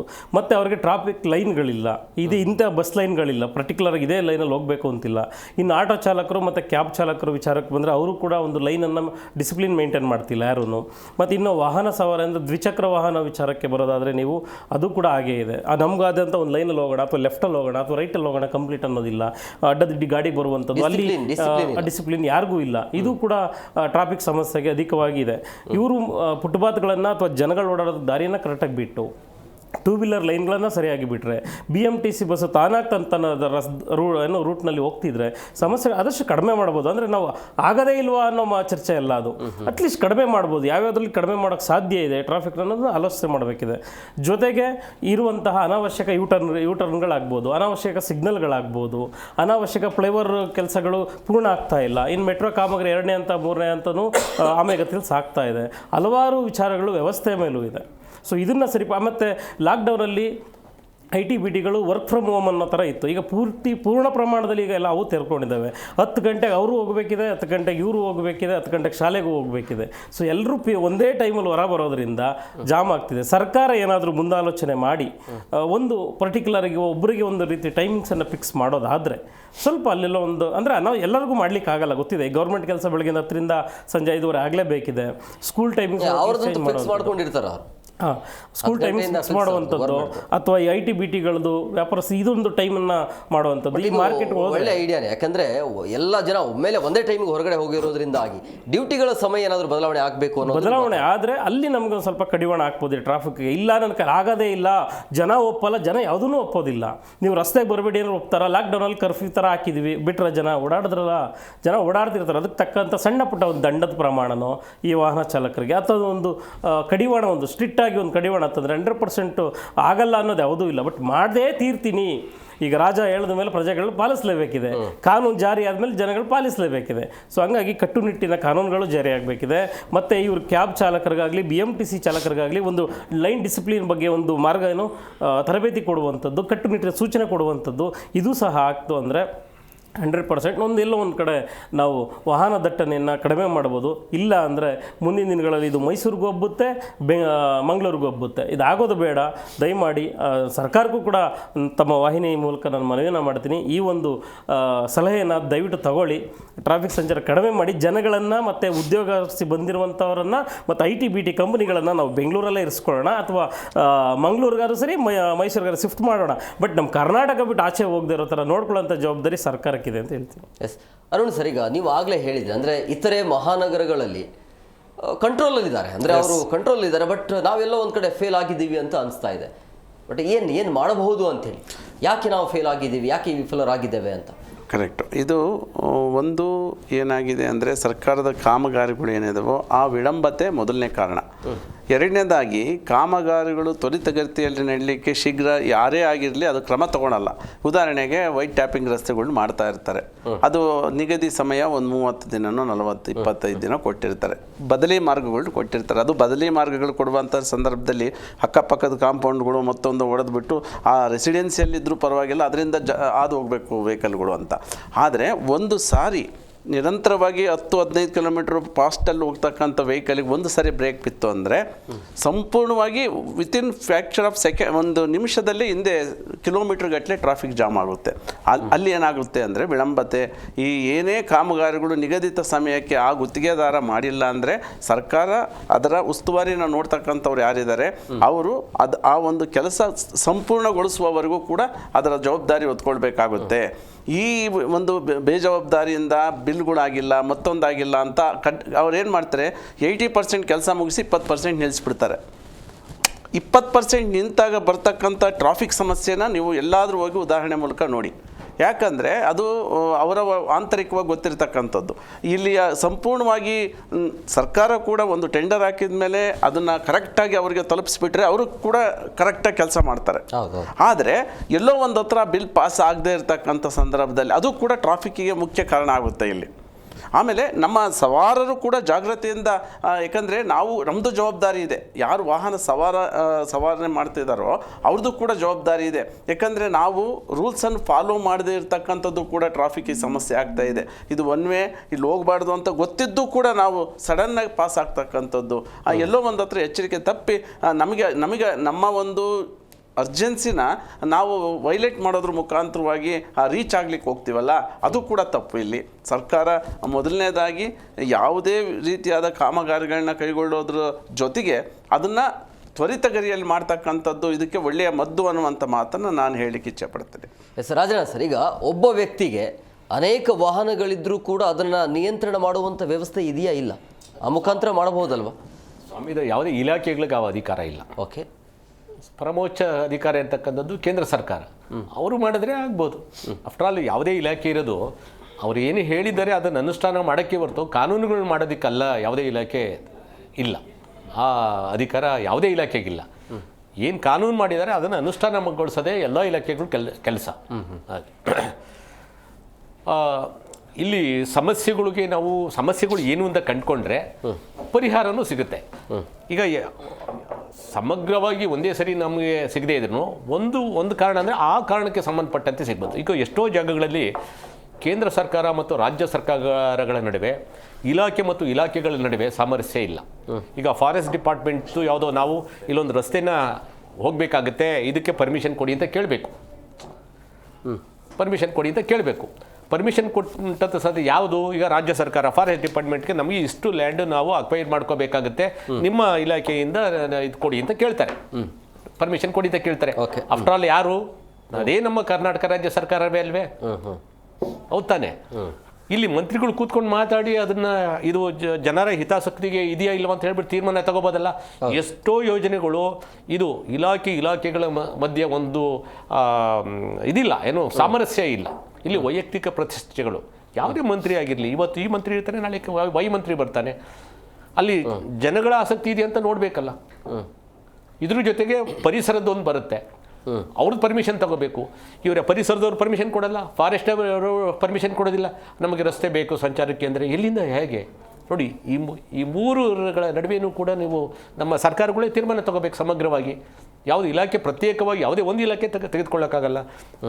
ಹೀಗೆ ಕೇಂದ್ರ ಸರ್ಕಾರ ಮತ್ತು ರಾಜ್ಯ ಸರ್ಕಾರಗಳ ನಡುವೆನೂ ಬರುತ್ತೆ. ಈಗ ಫಾರ್ ಎಕ್ಸಾಂಪಲ್ಲು ಗೊರಗುಂಟೆಪಾಳ್ಯದಿಂದ ನಾವು BL ಸರ್ಕಲ್ ಕನೆಕ್ಟ್ ಮಾಡ್ತಕ್ಕಂಥ ಒಂದು ಭಾಳ ನ್ಯಾರೋ ರಸ್ತೆ ಇದೆ. ಅಲ್ಲಿ ಡಿಫೆನ್ಸ್ ಏರ್ಫೋರ್ಸ್ದು ಇದಿದೆ, ಸ್ಪೇಸ್ ಇದೆ. ಅಲ್ಲಿ ಆ ಸ್ಪೇಸನ್ನು ಆ ಇಲಾಖೆ ಜೊತೆ ಕೇಂದ್ರ ಸರ್ಕಾರದ ಜೊತೆ ಮಾತಾಡಿ ಆ ವೆಹಿಕಲ್ಗೆ ಅವಕಾಶ ಮಾಡಿ ಕೊಡ್ಬೋದಲ್ವಾ? ಯಾರು ಮಾಡೋರು ಅದನ್ನ? ಮತ್ತೆ ಇದು ಸಮಸ್ಯೆ ಅಂತಂದ್ರೆ ಸಮಸ್ಯೆ ಹಾಗೆ ಬಿಟ್ಟರೆ ಸಮಸ್ಯೆಗೆ ಉಳ್ಕೊಂಡಿರುತ್ತೆ. ಮತ್ತೆ ಇದು ಮಾಡಬೇಕಾಗಿದ್ದವ್ರು ಯಾರು? ಜನಗಳೇ ಕರೆಕ್ಟ್. ಮಾಡಬೇಕಾಗಿದ್ದು ಇದನ್ನು ಮಂತ್ರಿಗಳೇ ಮಾಡಬೇಕಲ್ಲ, ಇಲಾಖೆ ಅಧಿಕಾರಿಗಳು ಮಾಡಬೇಕು. ಆ ಪ್ರಸ್ತಾವನೆಯನ್ನು ಸಂಬಂಧಪಟ್ಟಂಥ ಮಂತ್ರಿಗಳ ಮುಂದೆ ಇಡಬೇಕು. ಅಲ್ಲಿ ವಿಸ್ತಾರ ಮಾಡಬೇಕಾದ್ರೆ ಬೇಕಾ ಬೇಡವಾ? ಸಮಸ್ಯೆ ಇರೋದಂತೂ ಸತ್ಯ ತಾನೇ. ಚಿಕ್ಕದ ರಸ್ತೆ ಆವಾಗ ತುಂಬ 40-50 ವರ್ಷದಿಂದ ಇದ್ದಂಥ ಒಂದು ರಸ್ತೆ ಇತ್ತು. ಈಗ ವಾಹನಗಳ ಸಂಖ್ಯೆ ಬೈಪಾಸ್ ಆಗಿದೆ, ಹೆವಿ ವೆಹಿಕಲ್ಸ್ಗಳೆಲ್ಲ ಪಾಸ್ ಆಗಬೇಕು, ರಸ್ತೆ ತುಂಬ ಚಿಕ್ಕದಾಗಿದೆ. ಅಲ್ಲಿ ನೀವು ಒಂದು ನಿಮಿಷದಲ್ಲಿ ಎಷ್ಟು ಗಾಡಿಗಳು ಪಾಸ್ ಆಗೋದಕ್ಕೆ ಸಾಧ್ಯ ಆಗುತ್ತೋ ಅಷ್ಟೇ ಆಗುತ್ತೆ. ಇನ್ನು ಉಳಿದಿದೆಲ್ಲ ಬಾಟಲ್ ನೆಕ್ಕು ಎಲ್ಲ ಈ ಕಡೆ ಫ್ಲೈಓವರ್ವರೆಗೂ ನಿಂತ್ಕೊಂಡ್ಬಿಡುತ್ತೆ. ತಿರ್ಗಿ ಆ ಕಡೆಯಿಂದ BL ಸರ್ಕಾರವರೆಗೂ ನಿಂತ್ಕೊಂಡ್ಬಿಡುತ್ತೆ. ಮತ್ತು ಇದು ಪರಿಹಾರ ಹುಡ್ಕೋದಕ್ಕೆ ಕಷ್ಟ ಏನಿದೆ? ಮಾತಾಡಿ ನೀವು ಸಂಬಂಧಪಟ್ಟಂಥ ಇಲಾಖೆನವರು. ಈ ಡಿಸ್ಪ್ಯೂಟ್ಸು ಇದನ್ನು ಡಿಸ್ಪ್ಯೂಟ್ ಥರನೇ ಇಟ್ಕೊಬಿಟ್ರೆ ಸಂಚಾರ ಸುಗಮ ಆಗಬೇಕು ಅಂತಂದರೆ ನಾವು ಎಲ್ಲೋ ನಿಂತು ಮಾತಾಡಿದ್ರೆ ಏನು ಅರ್ಥ ಇದೆ? ಇಂಥ ವಿಚಾರಗಳು. ನೆಕ್ಸ್ಟು ಎಜುಕೇಷನ್ ಇರಬೇಕು, ಪ್ರಾಪರ್ ಎಜುಕೇಷನ್ಗಳು ಇಲ್ಲ. ಈಗ ಆ ರಸ್ತೆಗಳನ್ನು ಉಪಯೋಗಿಸೋರು ಜನಗಳು. ಎಲ್ಲಿ ಶಿಕ್ಷಣದಲ್ಲಿ ಜನಗಳಿಗೆ ಇದನ್ನು ನಾವು ಯಾವುದನ್ನು ಹೇಗೆ ಉಪಯೋಗಿಸ್ಬೇಕು, ನಮ್ಮ ಜನಗಳ ಒಂದು ಮನಸ್ಥಿತಿ ಹೇಗಿದೆ ಅಂದರೆ, ಏನು ಈ ನೀರು ಕುಡಿಬೇಕಾದ್ರೆ ಭಾಳ ಖುಷಿಯಾಗಿ ಕುಡಿದ್ಬಿಡ್ತೀವಿ. ಆದರೆ ಈ ಲೋಟ ಹಿಡಿಬೇಕಾದ್ರೆ ಅಷ್ಟೇ ಶಿಸ್ತಾಗಿ ನಾನು ಹೇಗೆ ಸೇಫಾಗಿ ಹಿಡಿಬೇಕು ಒಂದು ಸಾಮಾಜಿಕ ಪ್ರಜ್ಞೆ ಇಲ್ಲ. ಒಂದು ಹಣ್ಣು ತಿಂತೀವಿ, ಹಣ್ಣು ತಿಂದ ಮೇಲೆ ಆ ಸಿಪ್ಪೆನ ನಾನು ಹೇಗೆ ಸೇಫ್ ಮಾಡಬೇಕು, ಅದು ಇನ್ನೊಬ್ಬರಿಗೆ ತೊಂದರೆ ಆಗುತ್ತೆ ಅನ್ನೋದು. ಹಿಂಗೆ ಯಾವುದೇ ಒಂದು ವಸ್ತುವನ್ನು ನಾವು ಆಹ್ಲಾದಿಸಿದ ನಂತರ ಅದನ್ನು ಹೇಗೆ ಅದನ್ನು ಪ್ರತ್ಯೇಕಿಸಬೇಕು ಅನ್ನೋ ಒಂದು ಕಾಮನ್ ಸೆನ್ಸ್ ಇದು ಕಲಿಬೇಕಾಗಿರೋದು. ಇದನ್ನು ಎಲ್ಲಿಂದ ಬರಬೇಕು? ಇದು ವೈಯಕ್ತಿಕವಾಗಿ ಪ್ರತಿಯೊಬ್ಬ ವ್ಯಕ್ತಿಗತವಾಗಿ ಬೆಳೆಯಬೇಕು. ಇದೊಂದು ಲೈಫ್ ಸ್ಟೈಲಾಗಿ ಇದನ್ನು ಅಕ್ಸೆಪ್ಟ್ ಮಾಡ್ಕೋಬೇಕು. ಇವತ್ತು ರಸ್ತೆಗಳನ್ನ ಎಷ್ಟು ಕೆಟ್ಟದಾಗಿ ಉಪಯೋಗಿಸ್ತಾ ಇದ್ದೀವಿ. ಎಷ್ಟು ಜನ ಒನ್ವೇ ಯಾರು ಗೊತ್ತಿಲ್ಲ, ನಿಯಮ ಎಲ್ಲರಿಗೂ ಗೊತ್ತಿದೆ. ಇದು ಏಕಮುಖ ರಸ್ತೆ, ಇಲ್ಲಿ ನಾವು ಎದುರುಗಡೆ ಹೋಗಬಾರ್ದು ಅಂತ ಗೊತ್ತಿದೆ, ಅವನಿಗೆ ಗೊತ್ತಿಲ್ಲ. ಬಟ್ ಆದರೂ ಕೂಡ ಅತಿಕ್ರಮಣ ಮಾಡ್ತಾನೆ. ಸರ್, ಅದಕ್ಕೆ ಶಿಕ್ಷೆ ಎಷ್ಟು ಜನನ ಹಿಡಿದು ನೀವು ಶಿಕ್ಷೆ ಮಾಡ್ತೀರಿ? ಸಾಕಷ್ಟು ಇದೆ. ಇವತ್ತು ಕ್ಯಾಮ್ರಾ ಸಿಸ್ಟಮ್ ಇದೆ, ಪೊಲೀಸರು ಇರ್ತಾರೆ, ಹೇಳುವವರಿಗೆ ಧಮಕಿ ಹಾಕುವಂಥದ್ದು. ಹೌದೌದು. ತಡಿ, ಇವಾಗ ಯಾರಾದರೂ ಪೊಲೀಸವ್ರು ನಿಂತಿದ್ದಾರೆ ಅಂದರೆ ಅವರು ದಂಡ ಹಾಕಲಿ, ಅವ್ರು ನಿಂತಿದ್ದಾರೆ ಅಂದರೆ ಆ ರಸ್ತೆಯಲ್ಲಿ ಅವರು ಹೋಗಬಾರ್ದು ಅನ್ನೋದು. ಅವ್ನ ಪಾಡ್ಗೆ ಅವ್ನು ನಿಂತಿದ್ದಾನೆ, ನನ್ನ ಪಾಡ್ಗೆ ನಾನು ಹೋಗೋಣ.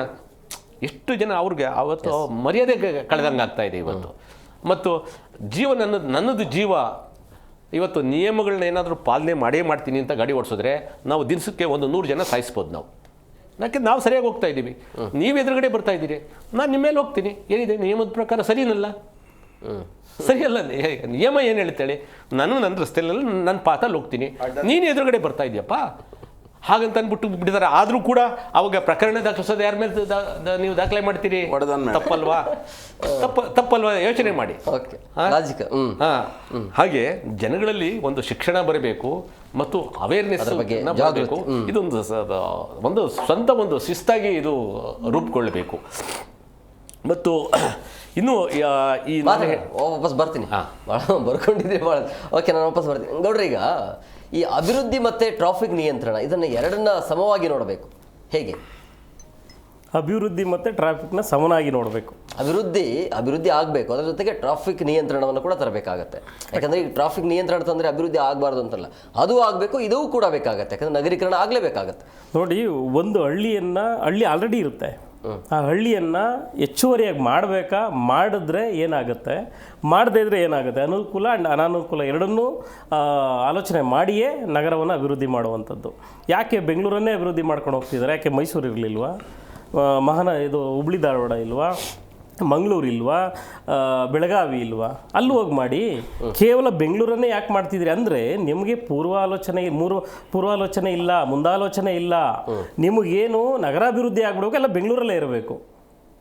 ಕರೆಕ್ಟ್ ಅಲ್ಲ? ನೀವು ಯಾವಾಗ ಇರೋ ನಗರವನ್ನೇ ಅಭಿವೃದ್ಧಿ ಮಾಡ್ಕೊಂಡು ಹೋಗ್ತಿರ್ತೀರಿ, ಆವಾಗ ಆಟೋಮೆಟಿಕ್ಕಾಗಿ ಸಂಚಾರ ದಟ್ಟಣೆ ಆಗ್ತಾನೆ ಇರ್ತದೆ. ಮನೆಗೆ 2 ಕಾರ್ಗಳು ಬರ್ತದೆ, ಮನೆಗೆ 2 ಸ್ಕೂಟರ್ಗಳು ಬರ್ತದೆ. ಮನೇಲಿ 4 ಜನ ಇದ್ರೆ 2 ಸ್ಕೂಟ್ರ್ 2 ಕಾರ್ ಆಯ್ತಲ್ಲ.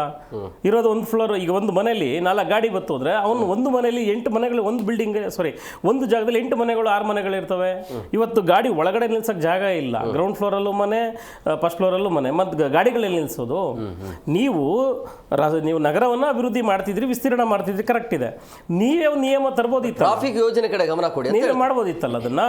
ಈ ರೀತಿ ಪ್ರತಿಯೊಬ್ಬರು ಸೆಟ್ ಬ್ಯಾಕ್ ಬಿಡಬೇಕು ಅಂತ ಹೇಳ್ತಿದಾರಲ್ಲ, ಸೆಟ್ ಬ್ಯಾಕ್ ಬಿಡದಿರೋ ಎಷ್ಟು ಜನದ ಮೇಲೆ ಕ್ರಮ ಜರುಗಿಸಿದಿರಿ? ಈಗ GB ಆದಮೇಲೆ ಒಂದಷ್ಟು ಜನ ಮನೆಗಳನ್ನ ಹೊಡಿತಾ ಇದ್ದೀರಿ. ಎಷ್ಟು ದಿವಸ ಹೊಡಿತೀರಿ? ಇನ್ನೊಂದು 6 ತಿಂಗಳು.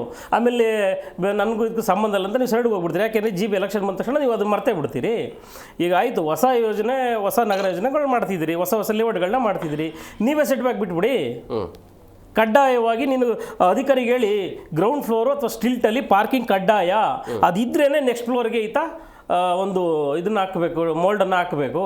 ಅಥವಾ ಅವನ ಒಂದು ವೇಳೆ ಕಂಪ್ಲೀಟ್ ಬಿಲ್ಡಿಂಗ್ ಆದಮೇಲೆ ಹಂಗೂ ಸ್ಟಿಲ್ಟ್ನ ಅಥವಾ ಗ್ರೌಂಡ್ನ ಅವನು ಪಾರ್ಕಿಂಗ್ ಬಿಡ್ದೇನೆ ಬೇರೆ ಯಾವುದಕ್ಕಾದ್ರೂ ಉದ್ದೇಶಪೂರ್ವಕವಾಗಿ ಅದನ್ನು ಉಪಯೋಗಿಸ್ಕೊಂಡ್ರೆ ಅಂತ ಒಂದು ಪವರ್ ಕಟ್ ಮಾಡೋದಕ್ಕೆ ಬರೀರಿ ಅಧಿಕಾರಿಗಳು. ಅದನ್ನು ನೀವು ಮಾಡ್ತಿಲ್ಲ ಅಂದರೆ ನಿಮಗೆ ನೀವೇ ಕಾನೂನನ್ನು ರೂಪಿಸ್ಕೊಳ್ತಿಲ್ಲ, ಜೊತೆಗೆ ಇರೋವಂಥ ಕಾನೂನುಗಳನ್ನು ನೀವೇ ಪಾಲನೆ ಮಾಡ್ತಿಲ್ಲ. ಇನ್ನು ಜನಸಾಮಾನ್ಯರು ಏನು ಮಾಡ್ತಾರೆ? 10,000 ರೂಪಾಯಿ 5,000 ರೂಪಾಯಿ ಒಂದು ಸ್ಕ್ವೇರ್ ಫೀಟ್ ಕೊಟ್ಟು ಮನೆ ತಗೊಂಡು ನಾನು ನನ್ನ ಹತ್ರ ಬಂದ್ಬಿಟ್ಟು ನೀನು ಜಾಗ ಬಿಡು, ನಾನು ಯಾಕ್ರಿ ಜಾಗ ಬಿಡಲಿ? ನನ್ನ ಜಾಗ ಅದು 1200 ಅಡಿ ಜಾಗವನ್ನು ನಾನು ದುಡ್ಡು ಕೊಟ್ಟು ತೊಗೊಂಡಿದ್ದೀನಿ. ಸೆಟ್ ಬ್ಯಾಕ್ ಬಿಡಬೇಕು ಅಂದರೆ ಅಲ್ಲೇ ಬಿಟ್ಟು ಓನರ್ಗೆ ಹೇಳಬೇಕು ಅಥವಾ BDAಗೆ ಹೇಳ್ಬೇಕು. ನೀನು ಪ್ರತಿಯೊಂದು ಸೈಟ್ಗೂ 5 ಅಡಿ ಜಾಗ ಬಿಟ್ಟು ಕಟ್ಟಪ್ಪ ಅಂತ. ಇವತ್ತು ಬನ್ನಿ, ನಮ್ಮ ಹಳ್ಳಿಗಳಲ್ಲಿ ಪಕ್ಕ ಮನೆಯೇ ಇದೆ, ಆದರೂ 5 ಅಡಿ ಜಾಗ ಇದೆ ನಮ್ಮ ಊರ ಹಳ್ಳಿಲಿ. ಯಾರು ಇವ್ರು ಬಂದು ಸರ್ಕಾರ ಬಂದು ಲೇಔಟ್ ಮಾಡಿತ್ತಾ? ಅಧಿಕಾರಿಗಳು ಬಂದು ಲೇಔಟ್ ಮಾಡಿದ್ರಾ? ಅವತ್ತು ಜ್ಞಾನ ಇಲ್ಲದೆ ಇರುವಂಥವ್ರು, ಶಿಕ್ಷಣ ಇಲ್ಲದೆ ಇರುವಂಥವ್ರು ಅವತ್ತು ಹಳ್ಳಿನಲ್ಲಿ ವಾಸ ಮಾಡ್ತಿದ್ದಂಥವ್ರು. ಅವ್ರಿಗಿರುವಷ್ಟು ಸಣ್ಣ ಒಂದು ಸಾಮಾನ್ಯ ಪರಿಜ್ಞಾನ ಇವತ್ತು IAS, IPS, KAS ಇವ್ರುಗಳಿಗಿಲ್ಲ, ರಾಜಕಾರಣಿಗಳಿಗಿಲ್ಲ. ನಾವು ದೇಶ ಅಭಿವೃದ್ಧಿ ಮಾಡ್ತೀವಿ ಅಂತೇಳಿ ಇವರು ಹೊರದೇಶಕ್ಕೆ ಹೋಗಿ ಸಮಿತಿ ಅದೇನೋ ನೋಡ್ಕೊಂಬರಕ್ಕೆ ಹೋಗ್ತಾರಲ್ಲ. ಇವರು ಏನು ನೋಡ್ಕೊಂಬರಕ್ಕೆ ಹೋಗ್ತಿದ್ದಾರೆ ಇವರು? ಅಲ್ಲಿ ನಗರಗಳು ಹೇಗಿದೆ? ಬನ್ನಿ ಹೋಗೋಣ. ನಗರಗಳು ಹೇಗಿದೆ ಅಲ್ಲಿ ದೇಶದಲ್ಲಿ? ಬೇರೆ ದೇಶದಲ್ಲಿ ಸೂಪರ್ ಆಗಿದೆ ದೇಶಗಳಲ್ಲಿ. ಬಟ್ ನಮ್ಮ ದೇಶ ಯಾಕೆ ಹಿಂಗಿದೆ ಅಂದರೆ ನೀವು ಹೋಗಿ ನೋಡ್ತಿದ್ದೀರಿ ಅಷ್ಟೇ, ಬಟ್ ಕಲ್ತು ಬಂದು ಇಲ್ಲಿ ಇಂಪ್ಲಿಮೆಂಟ್ ಮಾಡ್ತಿಲ್ಲ. ಸುಮ್ಮನೆ ಸರ್ಕಾರದ ಹಣ ಪೋಲ್ ಮಾಡೋದಕ್ಕೋಸ್ಕರ ಇರುವಂಥ ನನಗೇನೋ ಒಂದು ಅನಿಸುತ್ತೆ, ಇವತ್ತು ನಾನು ಸ್ಮಾರ್ಟ್ ಸಿಟಿ ಮಾಡಿಬಿಡ್ಬೇಕು, ಮಾಡ್ಬಿಡೋಣ ನಡಿ. ಅದರಿಂದ ನಾನಲ್ಲಿ ವಾಸ ಮಾಡಲ್ವಲ್ಲ, ಸಾಧಕ ಬಾಧಕ ಇರೋರು ಮಾಡ್ತಿರ್ತಾರೆ. ನನ್ನ ಹೆಸರು ಆಗ್ಬಿಡ್ಬೇಕು. ಯಾರು ಮಾಡಿದ್ದು ಸ್ಮಾರ್ಟ್ ಸಿಟಿ? DK ಶಿವಕುಮಾರ್ ಮಾಡಿದ್ರು, ಇಲ್ಲ ರಾಮಲಿಂಗೇಗೌಡ ಮಾಡ್ದ, ಇಲ್ಲ ರಾಜಣ್ಣವ್ರು ಮಾಡಿದ್ರು. ನನ್ನ ಹೆಸರು ಇರಬೇಕು ಸ್ಮಾರ್ಟ್ ಸಿಟಿಗೆ. ಬಟ್ ಅಲ್ಲಿರೋ ಜನ ಪ್ರತಿನಿತ್ಯ ಅವನ್ನೇ ಬೇಕಂತಿರ್ತಾರೆ. ಮುಂದಿನ ಆಲೋಚನೆ ಇರಬೇಕು. ಹೊರಗಡೆ ಹೆಂಗೆ, ಹೆಂಗೆ, ಔಟ್ ಹೆಂಗೆ, ಎಷ್ಟು ಮನೆಗಳು ಬರ್ತದೆ, ಎಷ್ಟು ವಾಣಿಜ್ಯ ಮಳಿಗೆಗಳು ಬರ್ತದೆ, ಎಷ್ಟು ವಾಹನಗಳು ಬರ್ತದೆ, ಹೊರಗಡೆ ಹೆಂಗೆ ಹೋಗುತ್ತೆ, ಒಳಗೆ ಹೆಂಗೆ ಬರ್ತದೆ, ಅದನ್ನು ಆಲೋಚನೆ ಮಾಡಬೇಕಿದೆ. ಇವತ್ತು IAS IPSಗಳಿಗೆ ಈ ಸಮಾಜವನ್ನು ತಿದ್ದುವಂಥದ್ದು, ಸಮಾಜವನ್ನು ಬದಲಾವಣೆ ಮಾಡೋದು ಬೇಕಾಗಿಲ್ಲ. KS ಅಧಿಕಾರಿಗಳಿಗೆ ಬೇಕಾಗಿಲ್ಲ. ಇವ್ರಿಗೊಂದು ಅವನೆಷ್ಟು ಮಾಡ್ದ, ನಾನೆಷ್ಟು ಮಾಡಬೇಕು.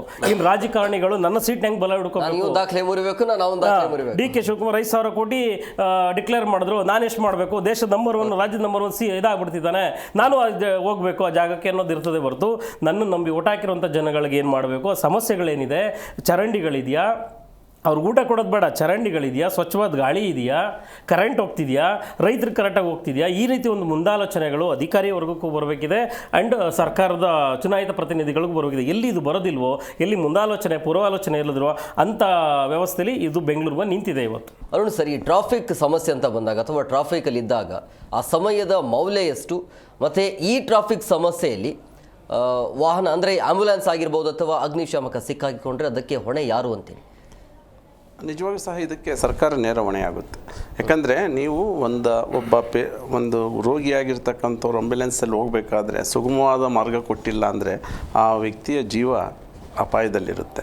ಇಂಥ ಸಂದರ್ಭದಲ್ಲಿ ಸರ್ಕಾರ ಕೂಡಲೇ ಇಂತಹ ಸಮಸ್ಯೆಗಳಿಗೆ ಪರಿಹಾರ ಕೊಡಲಿಕ್ಕೆ ಅಥವಾ ಒಂದು ಸ್ವಚ್ಛವಾದಂತಹ ಒಂದು ಮಾರ್ಗ ಮಾಡಲಿಕ್ಕೆ ಅದು ಮೊದಲೇ ಅದು ಪ್ಲಾನ್ ಮಾಡ್ಕೊಂಡಿರ್ತಕ್ಕಂಥದ್ದು ಭಾಳ ಮುಖ್ಯ. ಈಗ ಅದಕ್ಕೆ ಒಂದು ಪರಿಹಾರಗಳು ಅಂತ ನೋಡಿದರೆ ಈಗ ಕೆಲವು GBA ಬಂದ ಮೇಲೆ ಕೆಲವು 3-4 ಅಂಶಗಳನ್ನ ಕಂಡುಹಿಡ್ಕೊಂಡಿದ್ದಾರೆ. ಬಲ್ಕಾಗಿ ಎಂಪ್ಲಾಯೀಸ್ನ ಹೋಗ್ತಕ್ಕಂಥ ಸಂಚಾರಕ್ಕೆ ಉತ್ತೇಜನ ಕೊಡ್ತಕ್ಕಂಥದ್ದು, ಪೇ ಆ್ಯಂಡ್ ಪಾರ್ಕಿಂಗ್ ಮಾಡಬೇಕು ಮಾರತ್ತಳ್ಳಿ ಮತ್ತು ವೈಟ್ ಫೀಲ್ಡ್ ಕಡೆ ಅನ್ನುವಂಥದ್ದು, ಅದರಿಂದ 10% ನಾವು ದಟ್ಟಣೆಯನ್ನು ಕಡಿಮೆ ಮಾಡ್ತೀವಿ ಅನ್ನುವಂಥ ಒಂದು ಹೇಳಿಕೆಯನ್ನು ಅಲ್ಲಿನ ಏನು ಕಮಿಷನರ್ ಕೊಟ್ಟಿರ್ತಕ್ಕಂಥದ್ದು. ಬಟ್ ಇದೆಲ್ಲ ಕಾರ್ಯರೂಪಕ್ಕೆ ಬರೋದು ಯಾವಾಗ? ಯಾಕಂದರೆ ನಾವು ಚಿಂತನೆ ಮಾಡ್ತಾಯಿದ್ದೀವಿ, ಪೇ ಆ್ಯಂಡ್ ಪಾರ್ಕಿಂಗ್ ಮಾಡ್ತೀವಿ ಆ ಕಡೆ ಭಾಗದಲ್ಲಿ. ಯಾಕಂದರೆ ಆಮೇಲೆ ನೌಕರರನ್ನು ಮನವೊಲಿಸಿ ಒಂದು ಕಾರಲ್ಲಿ 4 ಜನ ಅವ್ರನ್ನ ಪ್ಯಾಸೆಂಜರ್ಸ್ ಆಗಿ ಹೋಗ್ಲಿಕ್ಕೆ ಅದನ್ನು ಅವರು ಸಹಕಾರ ಕೊಡಬೇಕು. IT-BT ಅವರು ಅಂದರೆ IT-BT ದಿಗ್ಗಜರು ಒಪ್ಪಬೇಕಲ್ಲ ಇದಕ್ಕೆ. ಯಾಕಂದರೆ ಒಬ್ಬ HR ಆಗಿರ್ತಕ್ಕಂಥವ್ರು, ಒಬ್ಬರು CEO ಆಗಿರ್ತಕ್ಕಂಥವ್ರು ನಾವು ಜೊತೆಗೆ ನಾವು ಸಂಚಾರ ಮಾಡೋಣ, ಒಬ್ಬ ಸಾಮಾನ್ಯ ಎಂಪ್ಲಾಯಿನೂ ಕೂಡ, ಒಬ್ಬ ಅಧಿಕಾರಿನೂ ಕೂಡ ಅಂದರೆ ಅದು ಅಷ್ಟು ಸುಲಭವಲ್ಲ, ಅದು ಕಷ್ಟ ಸಾಧ್ಯವಾಗಿರ್ತಕ್ಕಂಥದ್ದು. ಆದರೆ ಈ ಏನಾದರೂ ಮೆಟ್ರೋ ಏನಾದರೂ ನಮಗೆ ಒಂದು 5 ವರ್ಷ ವಿಳಂಬ ಆಗಿದ್ದರೆ ನಂಬರ್ 1 ಮೆಕ್ಸಿಕೋ ಬದಲು ನಮ್ಮ ಹೆಸರಿರ್ತಿತ್ತು. ಈಗೇನು ವಿಶ್ವದ ಮೊದಲನೇ ಸ್ಥಾನದಲ್ಲಿ ಏನು ಮೆಕ್ಸಿಕೋ ನಗರ ಏನಿದೆ ಅದರ ಬದಲಿಗೆ ನಮ್ದು ಇದ್ಬಿಡ್ತಿತ್ತು. ಈ ಮೆಟ್ರೋ ಬಂದ ಮೇಲೆ ನಾವೇನು ಅಂದ್ಕೊಂಡಿದ್ವಿ ಅಂದರೆ ಮೈಸೂರಂಗೆ ಆಗ್ಬಿಡುತ್ತೆ ಬೆಂಗಳೂರು. ದೊಡ್ಡ ದೊಡ್ಡ ವಿಶಾಲವಾದ ರಸ್ತೆಯಲ್ಲಿ ಆರಾಮಾಗಿ ಫ್ಯಾಮಿಲಿ ಸಮೇತ ಹೋಗಿ ವಿಧಾನಸೌಧ, ಕಬ್ಬನ್ ಪಾರ್ಕ್ನ ಪ್ರತಿ ವಾರ ನೋಡ್ಕೆ ಬರ್ಬೋದು ಅಂತ. ಇವತ್ತು ಮನೆ ಒಳಗಡೆ ಹೋದರೆ ನಮಗೆ ಒಂದು ಸ್ವಲ್ಪ ನಿಟ್ಟುಸಿರು ಬಿಡ್ತಕ್ಕಂಥ ಪರಿಸ್ಥಿತಿ ಬಂದ್ಬಿಟ್ಟಿದೆ. ಒಬ್ಬ ದ್ವಿಚಕ್ರ ವಾಹನ ಇವತ್ತು 15, 20, 30 ಕಿಲೋಮೀಟ್ರನ್ನ ಬೆಳಿಗ್ಗೆ 2 ತಾಸು, ಸಂಜೆ 2 ತಾಸು ಶ್ರಮಿಸಿಬಿಟ್ಟು ಸ್ನೇಹಿತರು ಕೂಡ ಒಂದು ಲೋಟ ಕಾಫಿಗೆ ಬಂದರೆ ಸುಸ್ತಾಗ್ಬಿಟ್ಟದ್ದು, ನಾನು ಮಲಗಬೇಕು ಅನ್ನೋ ಪರಿಸ್ಥಿತಿನ ತಂದಿರ್ತಕ್ಕಂಥವ್ರು ಯಾರು ಅಂದರೆ ಇಲ್ಲಿ ನಡೀತಕ್ಕಂಥ ಆಡಳಿತ ವ್ಯವಸ್ಥೆ. ಯಾಕಂದರೆ ಈಗ ನಾವು ಏನಾಗ್ಬಿಟ್ಟಿದೆ ಅಂದರೆ ದುಬೈ ದೊಡ್ಡ ನಗರ, ಮೆಕ್ಸಿಕೋ ದೊಡ್ಡ ನಗರ, ಅವರಿಬ್ಬರ ಮಧ್ಯೆ 2ನೇ ಸ್ಥಾನದಲ್ಲಿ ಬಂದುಬಿಟ್ಟಿದ್ದೀವಿ. ಆದರೆ ನಾವು ನೋಡಬೇಕು, ಕೊನೆಯ ಸ್ಥಾನದಲ್ಲಿರ್ತಕ್ಕಂಥವ್ರ ಹತ್ರ ಹೋಗಿ ಪಾಠ ಕಲಿಬೇಕು. ಈ ಏನು ವಿಶ್ವದ ಏನು ಅಂಕಿಅಂಶಗಳು ಬಂದಿದೆ, ಈಗ ಯಾರು ಬೇಡ, ನಮ್ಮ ರಾಜ್ಯ ನೆರೆ ರಾಜ್ಯ ಆಗಿರ್ತಕ್ಕಂಥ ನಮ್ಮ ನೆರೆ ನಗರ ಆಗ್ತಕ್ಕಂಥ ಮುಂಬೈನಲ್ಲಿ ಯಾವ ರೀತಿ ನಿಯಂತ್ರಣ ಮಾಡಿದ್ದಾರೆ. 18ನೇ ಸ್ಥಾನಕ್ಕೆ ಹೋಗಿದೆ ಅದು ಅಂದರೆ ನಾವು ಅಟ್ಲೀಸ್ಟ್ 19ಕ್ಕಾದರೂ ಪ್ರಯತ್ನ ಮಾಡ್ಬೋದಲ್ವಾ. ಅದಕ್ಕೆ ಭಾಳ ಗಂಭೀರವಾದಂತಹ ಚಿಂತನೆ ಸಮಿತಿಗಳು ಇದನ್ನು ಒಂದು ನುರಿತವರು. ನಮ್ಮ ರಾಜಣ್ಣವರು ಒಳ್ಳೆ ಉದಾಹರಣೆ ಕೊಟ್ಟರು. ಅಡ್ಡಾದಿಡ್ಡಿ ಓಡಿಸ್ತವನು ಗಾಡಿ ಮೇಲೆ ಹೋದರೆ ಅದು ಕೇಸ್ ಇಲ್ಲ ಅಂತ ಡಿಕ್ಲೇರ್ ಮಾಡಲಿ, ಅರ್ಧ ಟ್ರಾಫಿಕ್ ಕಮ್ಮಿ ಆಗುತ್ತೆ. ನೀನು ಅಲ್ಲಿ ಏನಾಗ್ತಾಯಿದೆ ಅಂದರೆ ಯಾರಾದರೂ ಒಬ್ಬರು ಆಪೋಸಿಟ್ ಬಂದಿರ್ತಾನೆ, ಅವನು 100ಕ್ಕೆ 100 ಅವ್ನು ತಪ್ಪಿದೆ ಅಂತ ಗೊತ್ತಿರುತ್ತೆ, ಟಚ್ ಮಾಡಿದ ತಕ್ಷಣ ಗಾಡಿಯವನ ಮೇಲೆ ಎಲ್ಲರೂ ಕೂಡ ಮುಗೆ ಬೀಳ್ತಾರೆ ಹೊರ್ತು ಅವನು ಬಂದಿರತಕ್ಕಂಥ ತಪ್ಪಿದೆ, ನೀನೇ ಅವನು ನೋವಿನಲ್ಲಿರ್ತಾನೆ. ಮಾನವೀಯತೆಯ ಮೌಲ್ಯಗಳು ನಾವಲ್ಲಿ ಪ್ರಶ್ನೆ ಮಾಡ್ತಾ ಇಲ್ಲ. ಅವ್ನು ನೋವಿನಲ್ಲಿರ್ತಕ್ಕಂಥವ್ನು ಹಾಸ್ಪಿಟ್ಲಿಗೆ ಕರ್ಕೊಂಡು ಹೋಗ್ತಕ್ಕಂಥ ಕರ್ತವ್ಯ. ಆದರೆ ಅವ್ನು ಬಂದ ತಪ್ಪು ಅನ್ನುವಂಥ ಸಂದರ್ಭ ಹೇಳ್ತಕ್ಕಂಥದ್ದು ಯಾರಿಗೂ ಬರ್ತಕ್ಕಂಥದ್ದಲ್ಲ. ಪೊಲೀಸ್ ಆದರೂ ಕೂಡ ನಡ್ಕೊಂಡು ಹೋಗ್ತದ್ದು ಅಂದಮೇಲೆ ಗಾಡಿ ಅವ್ನು ಹೊಡೆದ ಅಂತಾರೆ ಹೊರತು ನಡ್ಕೊಂಡು ಹೋಗ್ತದ್ದವ್ನು ಕರೆಕ್ಟಾಗಿ ಹೋದ್ನೋ ಇಲ್ಲೋ ಅಂತ ಯಾರು ನೋಡ್ತಾರೆ.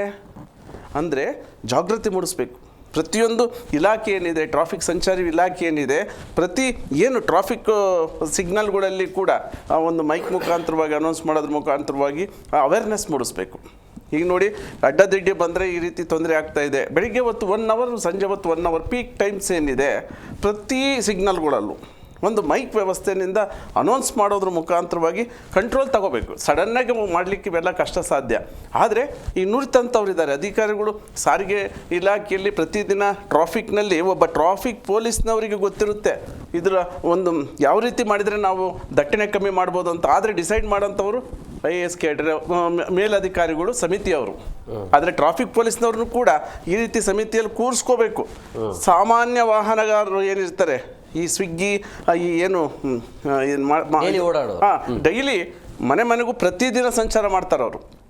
ಪಾರ್ಸಲ್ಗಳನ್ನ ಕೊಡ್ತಕ್ಕಂಥ ಸಂದರ್ಭದಲ್ಲಿ ಒಂದು ಏರಿಯಾದಿಂದ ಇನ್ನೊಂದು ಏರಿಯಾಗೆ ಹೋಗ್ತಾರಲ್ಲ, ಅಂಥವ್ರನ್ನ ಕೂಡ ಸಮಿತಿ ಕೂರಿಸ್ಕೋಬೇಕು. ಇದು ಮೇಲೂ ಕೀಳು ಬರೋದಿಲ್ಲ. ಇಲ್ಲಿ ಒಬ್ಬ ಅನುಭವ, ಒಬ್ಬ ವ್ಯಕ್ತಿಯ ಆ ಒಂದು ಪರಿತಾಪದಲ್ಲಿ ಇರ್ತಕ್ಕಂಥ ವ್ಯಕ್ತಿಯ ಅನುಭವವನ್ನು ಇಲ್ಲಿ ಪರಿಗಣಿಸಿ ಆ ಒಂದು ಒಳ್ಳೆಯ ವ್ಯವಸ್ಥಿತವಾದಂತಹ ಟ್ರಾಫಿಕ್ ಮುಕ್ತವಾದಂತಹ ಬೆಂಗಳೂರನ್ನ ತಯಾರು ಮಾಡಲಿಕ್ಕೆ ಸಾಧ್ಯ. ಅದನ್ನು ಅಧಿಕಾರಿ ವರ್ಗ ಏನು, ಆಡಳಿತ ವರ್ಗ ಏನಿದೆ, ಅದು ನಿಜವಾಗಿಯೂ ಸಹ ಮಾಡಲಿಕ್ಕೆ ಸಾಧ್ಯ. ಆದರೆ ಅವರು ಕಾಳಜಿ ವಹಿಸಬೇಕು ಅನ್ನುವಂಥದ್ದು ನಮ್ಮ ಮಾತು. ರಾಜಣ್ಣ ಸರ್, ಸುಗಮ ಸಂಚಾರ ಆಗಬೇಕು ಅಥವಾ ಸುಗಮವಾಗಿ ನಾವು ಓಡಾಟ ಮಾಡಬೇಕು ನೆಮ್ಮದಿಯಿಂದಾಗಿ, ಮೈಸೂರು ಹೇಗಿದೆ, ಬೆಂಗಳೂರು ಹಂಗೆ ಆಗಬೇಕು ಅಂದರೆ ಏನು ಮಾಡಬೇಕು? ಅಲ್ಲ, ಬೆಂಗಳೂರು ಮೈಸೂರು ಆಗಲ್ಲ, ಮೈಸೂರು ಬೆಂಗಳೂರು ಥರ ಆಗ್ತಾಗಂತ ಎಲ್ಲ ಸಾಧ್ಯತೆಗಳು ಹೆಚ್ಚಿಗೆ ಇರ್ತದೆ. ಕೆಲವು ವಿಚಾರಗಳನ್ನ ಹೇಳ್ತೀವಿ. ಈಗ ಸಾರ್ ಹೇಳಿದರು, ಈಗ ಮೊಬೈಲ್ ಯೂಸ್ ಮಾಡಬಾರ್ದು ಅಂತ ಇದೆ, ಯಾರಿಗೂ ಗೊತ್ತಿಲ್ಲ. ಆದರೆ ಇವತ್ತಿನ ಇರ್ತಕ್ಕಂಥ ವಾಣಿಜ್ಯದ ಒಂದು ರೀತಿ ನೀತಿಗಳು ನೋಡಿದಂಥ, ಈಗ ಫ್ಲಿಪ್ಕಾರ್ಟ್ ಇರ್ಬೋದು, ಅಮೆಝಾನ್ ಇರ್ಬೋದು, ಅದಿಲ್ಲದೆ ಮೊಬೈಲ್ ಇಲ್ಲದೆ ಅವ್ರು ಏನಾದರೂ ವ್ಯವಹಾರ ಮಾಡೋದಕ್ಕೆ ಸಾಧ್ಯ ಆಗುತ್ತಾ? ನೋಡಿದ್ದೀರಾ, ಯಾರಾದರೂ ಹುಡುಗರು ಹೆಲ್ಮೆಟ್ ಹಾಕಿರ್ತಾರ? ಅವರು ಒಂದು ಕೈಲಿ ಮೊಬೈಲ್ ಇರುತ್ತೆ, ಇನ್ನೊಂದು ಕೈಲಿ ಸ್ಟೇರಿಂಗ್ ಇರುತ್ತೆ.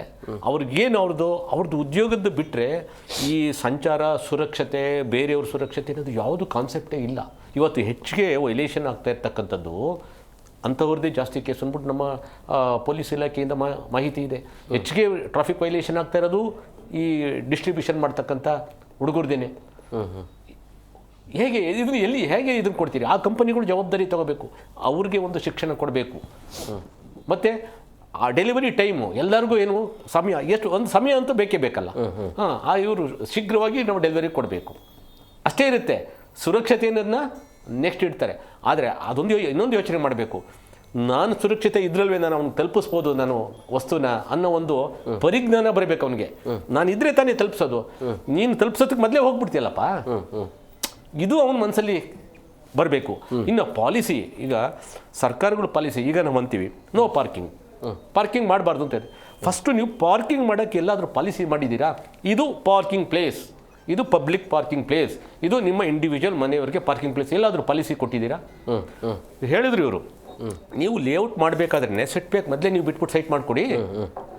ಸೈಟ್ ಮಾಡಬೇಕಾದ್ರೇ ಸೆಟ್ ಬ್ಯಾಕ್ ಮಾಡಿಬಿಟ್ಟು ನೀವು ಕೊಡಿ, this is your house construction place. ಯಾಕೆ ಮಾಡೋದಿಲ್ಲ? ಯಾರ್ದು ತಪ್ಪಿದು? ನೀವು ಪ್ಲ್ಯಾನ್ ಮಾಡಬೇಕಾದ್ರೆ ಈ ಥರ ಮಾಡಿಕೊಟ್ಬಿಡಿ.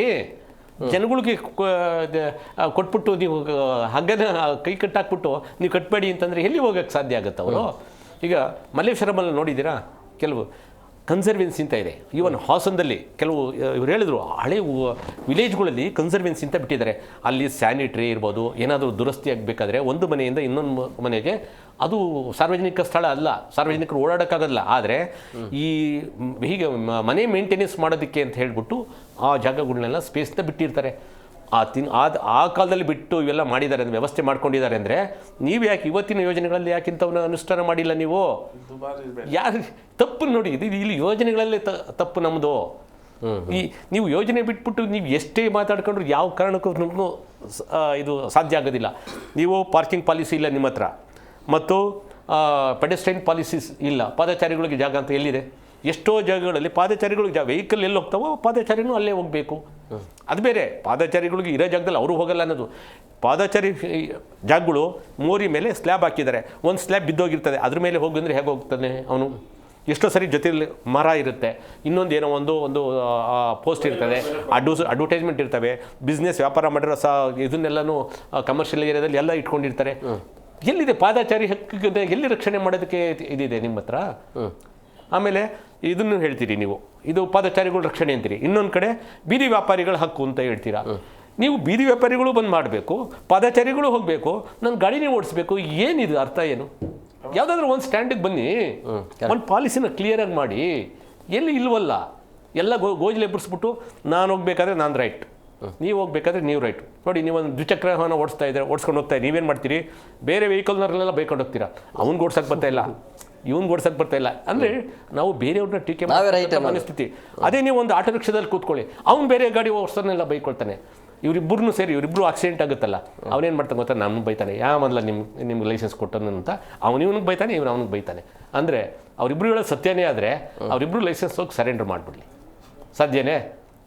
ಹೀಗೆ ನಾವು ಪಾಲಿಸಿಗಳನ್ನ ಮಾಡೋದರಲ್ಲಿನೇ ತಪ್ಪೆಜ್ಜೆ ಇಟ್ಬಿಟ್ಟಿದ್ದೀವಿ. ಮಾಡಲಿ, ಇವರು ನಿಯಮಗಳನ್ನ ಕರೆಕ್ಟಾಗಿ ಮಾಡಲಿ. ನೋಡಿ, ಇವತ್ತು ಹೇಳ್ತಾ ಇದ್ದಾರೆ GB ಎಲ್ಲ ಬಂದಮೇಲೆ ಸೆಟ್ ಬ್ಯಾಕ್ದು ಎಲ್ಲ ಹೇಳಿದ್ರು, ರಸ್ತೆಗಳು ಹೇಳಿದ್ರು. ಯಾವಾಗ ಇವ್ರು ಹೋಗಿ ನೋಡ್ತಾರೆ? ಅವರು ಕಟ್ಟಡ ಪ್ರಾರಂಭ ಆಗ್ತಕ್ಕಂಥ ಸಂದರ್ಭದಲ್ಲಿ ಹೋಗಿ ಯಾರಾದರೂ ನೋಡ್ತಾರಾ? ಇಲ್ಲ, ಅವರು ನೋಡ್ತಾ ಇರ್ತಾರೆ ವೈಲೇಷನ್ ಮಾಡಲಿ, ಲಾಸ್ಟಲ್ಲಿ ಹೋಗೋಣ ಅಂದರೆ ಏನು ಉದ್ದೇಶ ಏನು?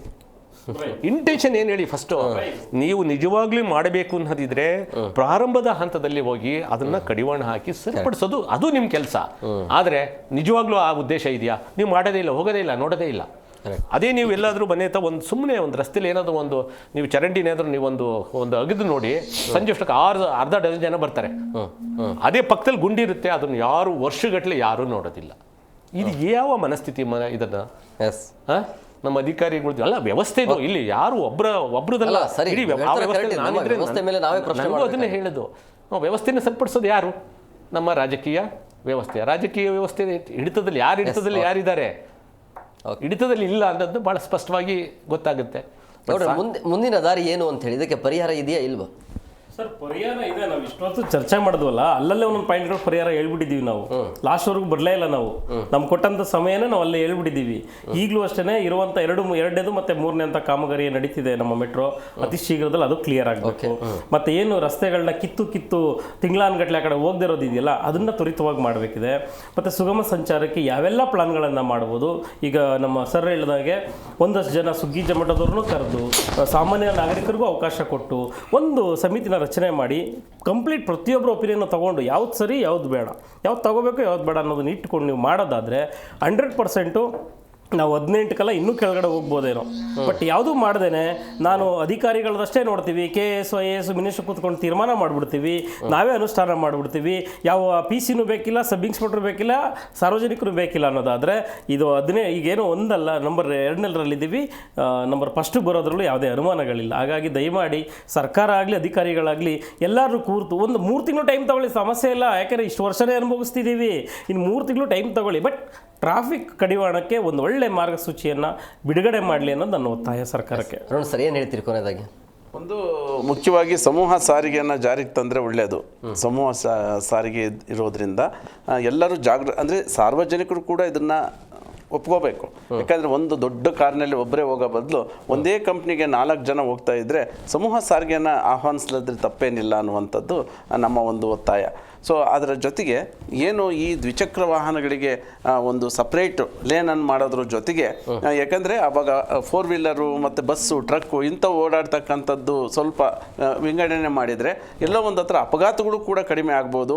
ಅಥವಾ ಈಗ ನಾವು ನೋಡಿ ಅಡ್ಡದಿಡ್ಡಿ ಹೋಗ್ತಕ್ಕಂಥ ಪರಿಸ್ಥಿತಿ ಯಾಕೆ ಬರುತ್ತೆ ಅಂತಂದರೆ ಅವರಿಗೆ ಸಮಯ ಆಗಿರುತ್ತೆ ಒಂದು. ಎರಡನೇದಾಗಿ ಅವ್ರು ಗುರಿ ಮುಟ್ಟತಕ್ಕಂಥ ಏನು ಅವಕಾಶಗಳು ಏನಿದೆ, ಅವರಿಗೆ ಜಾಬ್ ಏನಿದೆ, ಅಲ್ಲಿ ಎಲ್ಲೋ ತೊಂದರೆ ಆಗುತ್ತೆ ಅನ್ನುವಂಥದ್ದು. ಹಾಗಾಗಿ ನನ್ನ ಒಂದು ವೈಯಕ್ತಿಕವಾಗಿ ಹೇಳ್ಬೇಕಂದ್ರೆ ಸಮೂಹ ಸಾರಿಗೆ ಜೊತೆಗೆ ಒಂದು ಸಪ್ರೇಟ್ 2 ವೀಲರ್ಗೆ ಒಂದು ಲೇನ್ ಮಾಡೋದ್ರ ಜೊತೆಗೆ ಈ ಸಾರಿಗೆ ಇಲಾಖೆ ಒಳ್ಳೆಯ ಕ್ರಮ ತಗೊಳುತ್ತೆ ಅನ್ನುವಂತಹ ನಿಟ್ಟಿನಲ್ಲಿ ನಾವು ಕೂಡ ಈ ಟ್ರಾಫಿಕ್ನ ಕಡಿಮೆ ಮಾಡಲಿಕ್ಕೆ ಕೈ ಜೋಡಿಸ್ತೀವಿ ಅಂತಕ್ಕಂಥ ಮಾತು ನಾನು ಹೇಳ್ತಾ ಇದ್ದೀನಿ. Thank you very much. ಏನೋ ಇದೆ ಸರ್ ಕ್ಯೂ ಕೈ ಸಮೂಹ ಸಾರಿಗೆ ಅಂತ ಹೇಳಿದ ತಕ್ಷಣವೇ ಸಮೂಹ ಸಾರಿಗೆ ಎಲ್ಲರೂ ಮೇಲ್ನೋಟಕ್ಕೆ ಒಪ್ಕೊಳ್ತೀರಿ. ಸಮೂಹ ಸಾರಿಗೆಗೆ ಬೇಕಾದಂಥ ವ್ಯವಸ್ಥೆಗಳು ಇವತ್ತು ಯಾವುದೋ ಒಂದು ಮೆಟ್ರೋ ಸ್ಟೇಷನ್ ಸ್ಟ್ಯಾಂಡ್ಗೆ ಹೋಗಿ ಅಲ್ಲೆಲ್ಲಾದ್ರೂ ವಾಹನ ನಿಲುಗಡೆಗೆ ಸ್ಥಳಾವಕಾಶ ಸಾಕಷ್ಟು ಇದೆಯಾ? ಇಲ್ಲ. ಇಷ್ಟು ಆಯಿತು, ಅದಕ್ಕೆ ಫೈನ್ ಕಟ್ಟಬೇಕು. ಮೆಟ್ರೋ ಈಗ ಒಂದು ಬಸ್ಸಲ್ಲಿ ಇಷ್ಟು ಜನ ಅಂತ ಇದೆ, ಕಾರಲ್ಲಿ ಇಷ್ಟು ಜನ ಅಂತ ಇದೆ, ಮೆಟ್ರೋದಲ್ಲಿ ಎಷ್ಟು ಜನ ಕ್ಯಾರಿ ಮಾಡಬೇಕು ಅಂತ ಎಲ್ಲಾದ್ರೂ ಬರ್ದಿದ್ದಾರೆ ನೋಡಿದ್ದೀರಾ? ಇಲ್ಲ. ಆದರೆ ಪೀಕ್ ಅವರ್ಸಲ್ಲಿ ಎಷ್ಟು ನೋಡಿರುತ್ತೆ, ಯಾರಾದರೂ ಕೇಳಿದ್ದೀರಾ? ಖಂಡಿತ ಇಲ್ಲ, ಪ್ರಶ್ನೆ ಮಾಡಲೇಬೇಕು. ಥ್ಯಾಂಕ್ ಯು ವೆರಿ ಮಚ್ 3 ಜನಕ್ಕೆ ಕಾರ್ಯಕ್ರಮಕ್ಕೆ ಜಾಯ್ನ್ ಆಗಿದ್ದಕ್ಕೆ. ಎಸ್ ಸರ್, ನೋಡಿದ್ರಲ್ಲ ವೀಕ್ಷಕರು, ಈ ಟ್ರಾಫಿಕ್ ಸಮಸ್ಯೆ ಅನ್ನೋದು ಇವತ್ತು ನಿನ್ನೆದಲ್ಲ, ಸಮಸ್ಯೆ ನಿರಂತರವಾಗಿ ನಡೀತಾನೆ ಇದೆ. ಬಟ್ ಇನ್ಮೇಲೆ ಆದರೂ ಕಡಿಮೆ ಆಗಬೇಕು ಅಂತ ಹೇಳಿದ್ರೆ ಅಭಿವೃದ್ಧಿಯ ಜೊತೆಗೆ ಈ ಟ್ರಾಫಿಕ್ ಯೋಜನೆಯನ್ನು ಹಾಕ್ಕೊಳ್ಬೇಕಾಗತ್ತೆ. ಎಲ್ಲೆಲ್ಲಿ ವಾಹನವನ್ನು ಕಡಿಮೆ ಮಾಡಬೇಕು, ಎಲ್ಲೆಲ್ಲಿ ನಾವು ಜಾಗವನ್ನು ಬಿಡಬೇಕಾಗತ್ತೆ, ಆ ಕಡೆ ಈ ರಾಜ್ಯ ಸರ್ಕಾರ ಎಚ್ಚೆತ್ಕೊಂಡಿದ್ರೆ ಬಹುಶಃ ಇದು ಕಡಿಮೆ ಆಗಬಹುದು. ಇಲ್ಲ ಅಂತ ಹೇಳಿದ್ರೆ ಮತ್ತೆ ಮುಂದಿನ ದಿನಮಾನಗಳಲ್ಲಿ ಈ ಸಮಸ್ಯೆ ಹಾಗೆ ಮುಂದುವರಿಯುತ್ತೆ, ಮತ್ತೆ ನಂಬರ್ 1 ಸ್ಥಾನಕ್ಕೆ ಹೋಗುವಂಥದ್ದು ಎಲ್ಲವೂ ಕೂಡ ಸಾಧ್ಯತೆ ಇರುತ್ತೆ. ಸೊ ಹಾಗಾಗಿ ಇನ್ಮೇಲೆ ಆದರೂ ರಾಜ್ಯ ಸರ್ಕಾರ ಎಚ್ಚೆತ್ಕೊಳ್ಳಿ ಅಂತ ಹೇಳ್ತಾ ಇವತ್ತಿನ ಕಾರ್ಯಕ್ರಮವನ್ನು ಮುಗಿಸ್ತೀವಿ. ನೋಡ್ತಾ ಇರಿ ಜಿ ಕನ್ನಡ ನ್ಯೂಸ್, ಸತ್ಯವೇ ಸುದ್ದಿಯ ಜೀವಾಳ.